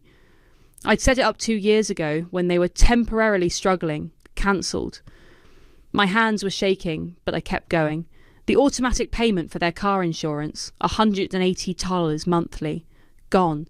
The recurring transfer I'd set up for their emergency fund, $200 monthly, deleted. In 10 minutes, I'd freed up $2,539 every month. My phone buzzed with a text from an unknown number. Hi, Rose. This is Nolan Armstrong from Career Coaching Solutions. I saw your inquiry about our executive development program. Are you available for a consultation this week? I'd filled out their contact form at 2 a.m. the night before in a moment of desperate hope. The program cost $2,000 up front, money I'd never had before. Yes, I'm available. When can we meet? How about tomorrow at 2 p.m? Our office is downtown. Perfect. I spent the rest of the day cleaning my apartment and doing things I'd been putting off for months. Laundry, grocery shopping with actual food instead of just ramen and cereal, scheduling my own doctor's appointment. At the grocery store, I did something I hadn't done in years. I bought what I wanted. Fresh salmon, good cheese, wine that cost more than $8. The total was $127, and for the first time in forever, I didn't panic at the register. Friday afternoon, I sat across from Nolan in his sleek downtown office. He was younger than I'd expected, maybe early 30s, with the kind of confident energy I envied. Tell me about your current situation, Rose. I've been working at the hospital for 5 years. I'm good at my job, but I'm stuck. No advancement opportunities, no time to pursue additional training.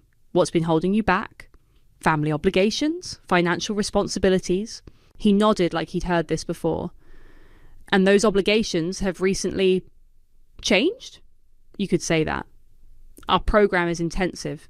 12 weeks, career assessment, skill development, networking opportunities. We've had a 93% success rate in helping clients advance their careers or transition to better positions. How much time commitment? Evenings and weekends mostly. Some people find it challenging if they have extensive family responsibilities. That won't be a problem, he smiled. Excellent. The investment is $2,000 payable up front. 2 months ago, that would have been impossible. Today, it felt like freedom. I'll take it. As I walked back to my car, my phone rang. Unknown number. Is this Rose? This is Grayson from the hospital billing department. I'm calling about your parents' account. My stomach dropped. What about it? Their insurance claim for Mr. Michael's cardiac procedure next week was denied. The new plan doesn't cover the specialist they're scheduled with. They'll need to either pay out of pocket or reschedule with a different provider. How much out of pocket? Approximately $8,000. I sat in my car, staring at the phone. Mom, are you there? Yes, I'm here. Should I contact them directly about rescheduling? Yes, contact them directly. It's not my responsibility anymore. After I hung up, I sat there for a long time, watching people walk by on the sidewalk. Normal people living normal lives, not carrying the weight of everyone else's choices. My phone buzzed with a text from Mum. Rose, we need to talk. Something's wrong with our insurance. I turned off my phone and drove home. For the first time in years, I was going to cook myself a real dinner and watch whatever I wanted on TV. No interruptions, no emergencies, no guilt. Just me, finally putting myself first. The calls started at 6:47 a.m. on Saturday. Rose, pick up the phone. We know you're there. Mum's voice on my voicemail was tight with panic. The pharmacy says our insurance won't cover Dad's heart medication. Call me back immediately. I was making coffee, actually enjoying my Saturday morning for the first time in months. The second voicemail came at 7:15. Rosemarie, this is serious. Your father needs his medication. Call me back right now. By 8 a.m, there were 6 voicemails and 12 missed calls. I turned my phone to silent and made pancakes. At 9:30, someone pounded on my door. Rose, open this door. Mom's voice carried through the thin walls. I know you're in there. I opened the door to find both parents on my doorstep. Dad looked pale and tired. Mom looked furious. What did you do to our insurance? Mom pushed past me into my apartment. I downgraded it to a basic plan. You're still covered for essentials. Essentials? Dad's voice was strained. My heart medication costs $400 without the premium coverage. Then maybe you should have thought about that before you mortgaged the house I was paying for. Mum whirled around. So this is revenge? You're willing to risk your father's health over money? I'm willing to stop paying for your premium lifestyle while I eat cereal for dinner. We raised you better than this, Dad said quietly. You raised me to sacrifice everything for family. Well, congratulations. Mission accomplished. My phone rang. Everett. Rose, what the hell is wrong with you? His voice was loud enough that my parents could hear. Mom called me crying. Dad can't get his medication. Dad can get his medication. He just has to pay for it himself. With what money? You know they don't have money. They had money for your BMW. They have money for a Caribbean cruise. Silence. What cruise? Everett's voice was quieter now. I looked at my parents. Mom was staring at the floor. Ask them. Mom? What cruise? Dad cleared his throat. We were looking into a small vacation. Nothing definite. How small? Everett asked. 7 days, Mom whispered. 7 days where? The Caribbean. How much? No one answered. How much, Mom? $6,000. The phone went quiet for so long I thought Everett had hung up. You're planning a $6,000 vacation while Rose pays all your bills? It's not that simple, Dad started. It sounds pretty simple to me. Rose, I'll call you back. He hung up. Mom sank onto my couch. You've turned him against us. I didn't turn anyone against anyone. I just stopped enabling you. Enabling? Dad's face flushed. We're your parents. We sacrificed everything to raise you. And I've been paying you back for 2 years. When does it end? When I'm 50 and still living in a studio apartment? When I'm 60 and alone because I never had time for my own life? Family comes first, Mum said. Whose family? Because it seems like Everett's future matters more than mine. His dreams matter more than mine. His comfort matters more than mine. My phone buzzed with a text from Sadie, my neighbour. Heard through the grapevine that your parents' mortgage payment bounced. Bank called them yesterday. Thought you should know. I showed them the text. Dad's face went white. Rose, you can't just stop paying the mortgage. We'll lose the house. It's not my house. It's not my mortgage. It's not my responsibility. But you've been helping. I've been paying. There's a difference. And I'm done. Mum started crying. Real tears, not her usual manipulation tactics. Rose, please. We made mistakes, but we're still your parents. We need you. You need my money. There's a difference. Dad sat down heavily next to Mum. What do you want us to do? I want you to figure it out yourselves. Get jobs, sell the BMW, cancel the cruise, live within your means. We're too old to start over, Mum sobbed. I'm 28 and I'm starting over. You're not too old. You're too comfortable. My phone rang again. Unknown number. Rose? This is Grayson from the hospital again. I have your parents here and they're asking about payment plans for the cardiac procedure. Should I transfer them to financial aid? I looked at my parents sitting on my couch, looking smaller and older than I'd ever seen them. Yes, transfer them to financial aid. And Grayson? Remove me as the emergency contact and insurance guarantor. They're adults. They can handle their own medical decisions. Understood. I'll update the records. After I hung up, the three of us sat in silence. Finally, Dad spoke. Rose, I know we haven't been fair to you, but cutting us off completely, that's not the answer. Then what is?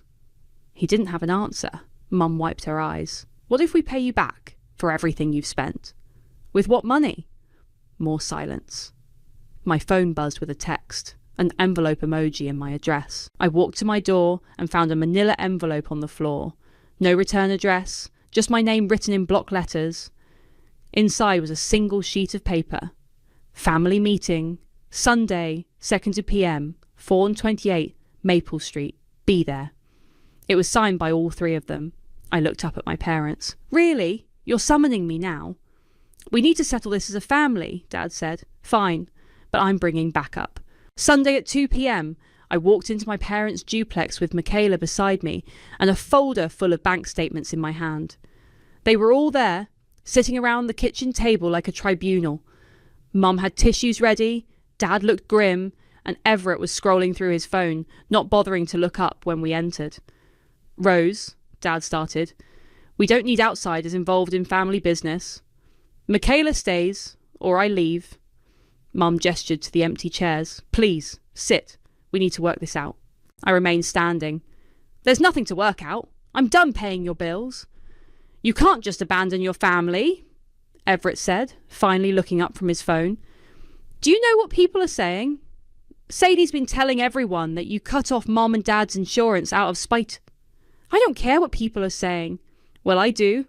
This reflects on all of us. I opened my folder and pulled out a sheet of paper.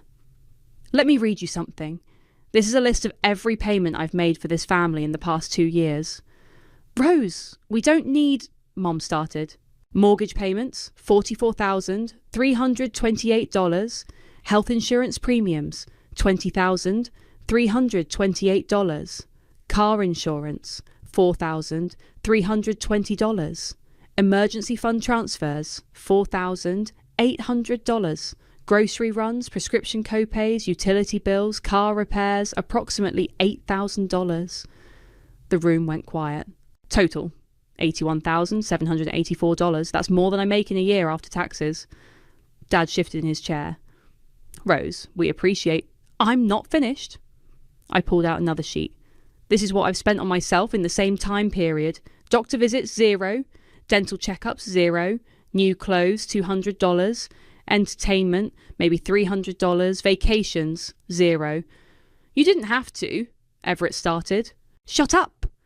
My voice was sharp enough to cut glass. You don't get to talk. You've contributed exactly $0 to this family while I've been bleeding money to keep you all afloat. I'm building my career, Everett said defensively. With a $45,000 car that I indirectly paid for. Mum dabbed her eyes with a tissue. Rose, honey, we know you've sacrificed, but family means... Family means what, Mom? That I work myself to death while Everett posts vacation photos? That I skip meals so you can get Botox injections? That I live in a studio apartment while you plan Caribbean cruises? We cancelled the cruise, Dad said quietly. Only because I stopped paying your bills. Everett leaned forward. Look, maybe we can work out a payment plan. I'll start contributing. With what job? Your cryptocurrency course? Your networking opportunities? His face flushed. I have prospects. You've had prospects for 2 years. Meanwhile, I've been working 60-hour weeks. Mum stood up, her voice rising. Rose, you're being cruel. We're your parents. We gave you life. We raised you. And I've paid you back with interest. We're even. A daughter who abandons her family will never find happiness, Mum said, her voice trembling with emotion. You'll end up alone and bitter, and you'll regret this. I'll regret a lot of things, but taking care of myself won't be one of them. Dad cleared his throat. Rose, what if we formalise this, a contract?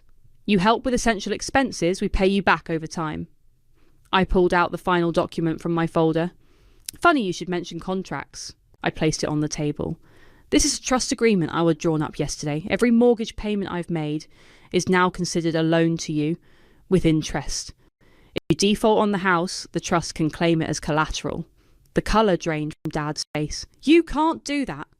I already did. It's legal.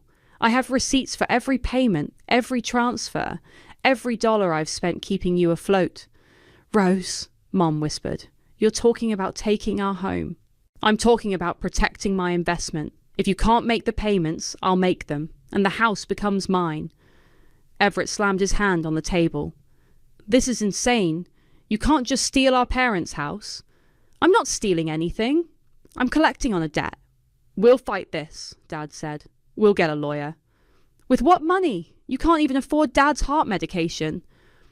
Mom suddenly clutched her chest and made a gasping sound. She swayed in her chair, her face going pale.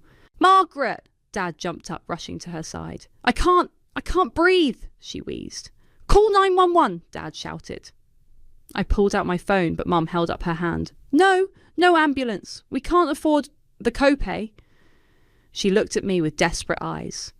Rose, please. I need my insurance back. I need my medication. The room fell silent except for Mum's laboured breathing. Dad's voice was barely a whisper. Rose, please. Don't let your mother suffer because you're angry at us.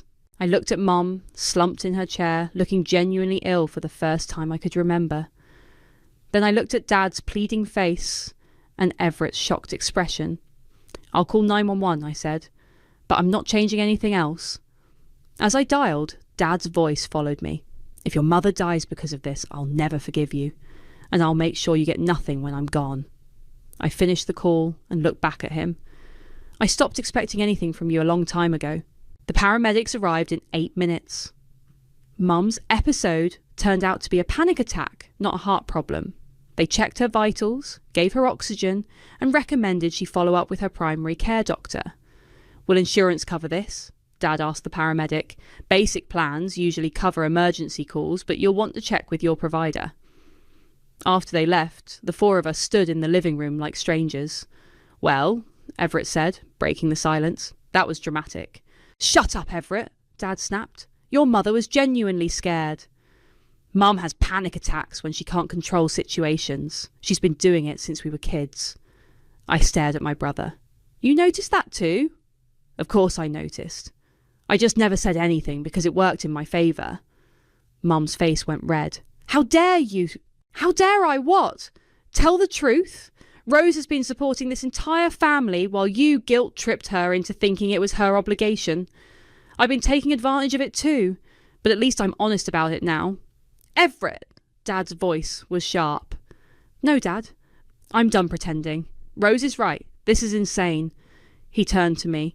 I'll sell the BMW. I'll get a real job. I'll start paying rent. It's too late for that, I said. What do you mean? I mean, I'm done. With all of you. I'm not your safety net anymore. Everett stepped closer. Rose, come on. I just said I'd change. You'll change until the next crisis, until the next emergency, until the next time you need something. Then it'll be back to family first and Rose will handle it. That's not fair. Fair? My voice rose. You want to talk about fair? I've been working double shifts for 3 years while you've been finding yourself. I haven't been on a date in 2 years because I'm too exhausted and too broke. I haven't pursued any of my own goals because I'm too busy funding yours. Rose, please, Mum said, her voice weak from the panic attack. We can change. We can all change. No, you can't, because you don't see anything wrong with what you've been doing. You see me as a resource, not a person. Dad moved toward me, his face hard. Rose, you're being unreasonable. We're family. You don't just walk away from family. Watch me.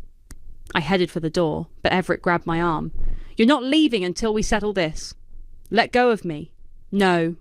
You've destroyed our family. You've humiliated us in front of the neighbours. You've put Mum in the hospital. She wasn't in the hospital. She had a panic attack because she realised her ATM was broken. Everett's grip tightened. You're going to fix this. You're going to restore their insurance, resume the mortgage payments, and apologise. I'm not doing any of those things. Yes, you are.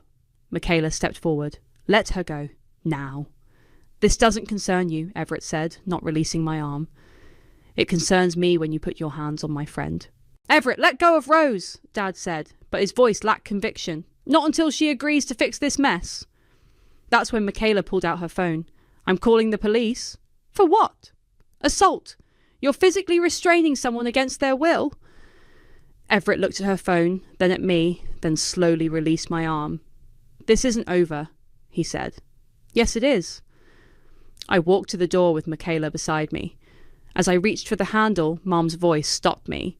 Rose, if you walk out that door, don't come back. Don't call, don't visit. Don't expect to be welcome at holidays or family events. You'll be dead to us. I turned around to look at her. Good, that makes this easier. You'll regret this, Dad said. When we're gone, when you're alone, you'll regret throwing away your family over money. This isn't about money. This is about respect. This is about being seen as a person instead of a piggy bank. We love you, Mum said, tears streaming down her face. No, you don't. You love what I do for you. There's a difference. I opened the door and stepped outside. Michaela followed. Rose, Everett called from the doorway. You're making a mistake. I didn't turn around. As we walked to my car, Michaela squeezed my shoulder. You okay? I don't know. Ask me in a year. My phone buzzed with a text from an unknown number. This is Grayson from the hospital. Your parents' surgery has been cancelled due to insurance issues. They've been referred to financial aid. Thought you should know. I showed Michaela the text. How do you feel? She asked. Free, terrified, guilty, relieved. I looked back at the house where I just burned every bridge I'd ever known. All at the same time. That sounds about right. As we drove away, I saw Sadie peeking through her curtains. By tomorrow, the whole neighbourhood would know that Rose had finally snapped and abandoned her family. For the first time in my life, I didn't care what people thought. I was finally free to find out who I was when I wasn't carrying everyone else's weight. The foreclosure notice arrived on a Tuesday in November. I found it slipped under my apartment door when I got home from my new job at the medical consulting firm, a position I'd landed through Nolan's career program. Notice of default, 428 Maple Street. I sat on my couch staring at the official document. My parents had 60 days to bring the mortgage current or face foreclosure proceedings. The amount owed was staggering. $11,147 in missed payments plus fees and interest. My phone rang. Dad. I let it go to voicemail. Rose, I know you're there. We got the foreclosure notice. We need to talk. I deleted the message without listening to the rest. The next call came from Everett. Rose, pick up. This is serious. Mum and Dad are going to lose the house, I answered. I know. You know? That's it? You're just going to let them become homeless? They're not going to be homeless. They'll downsize, find an apartment they can actually afford. Rose, they're in their 60s. They can't start over. They should have thought about that before they mortgaged the house for your BMW. I sold the BMW. That surprised me. You did? Last month, paid off the loan, but it's too late. The damage is done. What do you want me to do about it? Exercise your trust option. Buy the house. Let them stay. Why would I do that? Because they're our parents. They're your parents. I was just the ATM. Everett was quiet for a long moment. Rose, I got a job. A real job. I'm working at a call centre 40 hours a week. I'm paying them rent now. Good for you. I'm trying to make this right. You can't make it right, Everett. You can only make it different. What does that mean? It means I'm not your family's safety net anymore. Figure it out yourselves. I hung up. The next morning, I called my lawyer. I want to exercise the trust option on the Maple Street property. Are you sure? Once you do this, there's no going back. I'm sure. I'll file the paperwork today. That afternoon, I drove to the house. I hadn't been back since the family meeting. The yard looked neglected, and there was a for sale sign in front of Everett's old BMW spot. I used my key to let myself in. The house was quieter than I'd ever heard it. Mum was in the kitchen, sitting at the table with a cup of tea and a stack of bills. Rose. Her voice was flat, unsurprised. Mum, I suppose you're here to gloat. I'm here to look at my house, she flinched. It's not your house yet. It will be by Friday. Your father's at the doctor. His heart condition is getting worse. The stress, you know. I didn't respond. Everett's at work. He got a job, did you know? He's trying to help, but it's too little, too late. Where will you go? There's a senior apartment complex across town, 1 bedroom. We put our names on the waiting list. I walked through the house, seeing it with new eyes. The living room where I'd spent countless evenings helping with bills. The kitchen where I'd been lectured about daughterly duty. The spare bedroom that had been my refuge when I was younger. Rose? Mum's voice followed me. I turned around. I want you to know that I understand now what we did to you. It wasn't fair. No, it wasn't. I told myself we were teaching you responsibility, family values. But really, we were just comfortable. It was easier to let you handle everything than to face our own problems. Yes, it was. I'm sorry. I looked at this woman who'd raised me, who'd shaped me, who'd nearly destroyed me with her expectations and guilt. I know you are. Does that change anything? No. She nodded, tears starting. I didn't think it would. I walked to the front door and stopped. Mum? Yes. The apartment complex has a waiting list. 6 months, maybe longer. You can stay here until you find a place. Pay me rent, market rate. Her face crumpled with relief. Rose, thank you. Don't thank me. This is business. You miss a payment, you're out. I understand. I opened the door and stepped onto the porch that was now mine. Rose? Mum called one more time. What? Will we ever be a family again? I looked back at her, standing in the doorway of the house I'd bought with my own sacrifice. We were never a family, Mum. We were a transaction, but maybe someday we can learn to be something different. I walked to my car and drove home to my apartment. The apartment I could finally afford to leave. The apartment I was choosing to keep because it was mine, because I'd earned it, because for the first time in my life I was making decisions based on what I wanted, not what everyone else needed. My phone buzzed with a text from Nolan. Congratulations on the promotion. You've earned it. I had earned it. All of it. It's not a daughter's duty to drown for her family. For once, I was saving myself.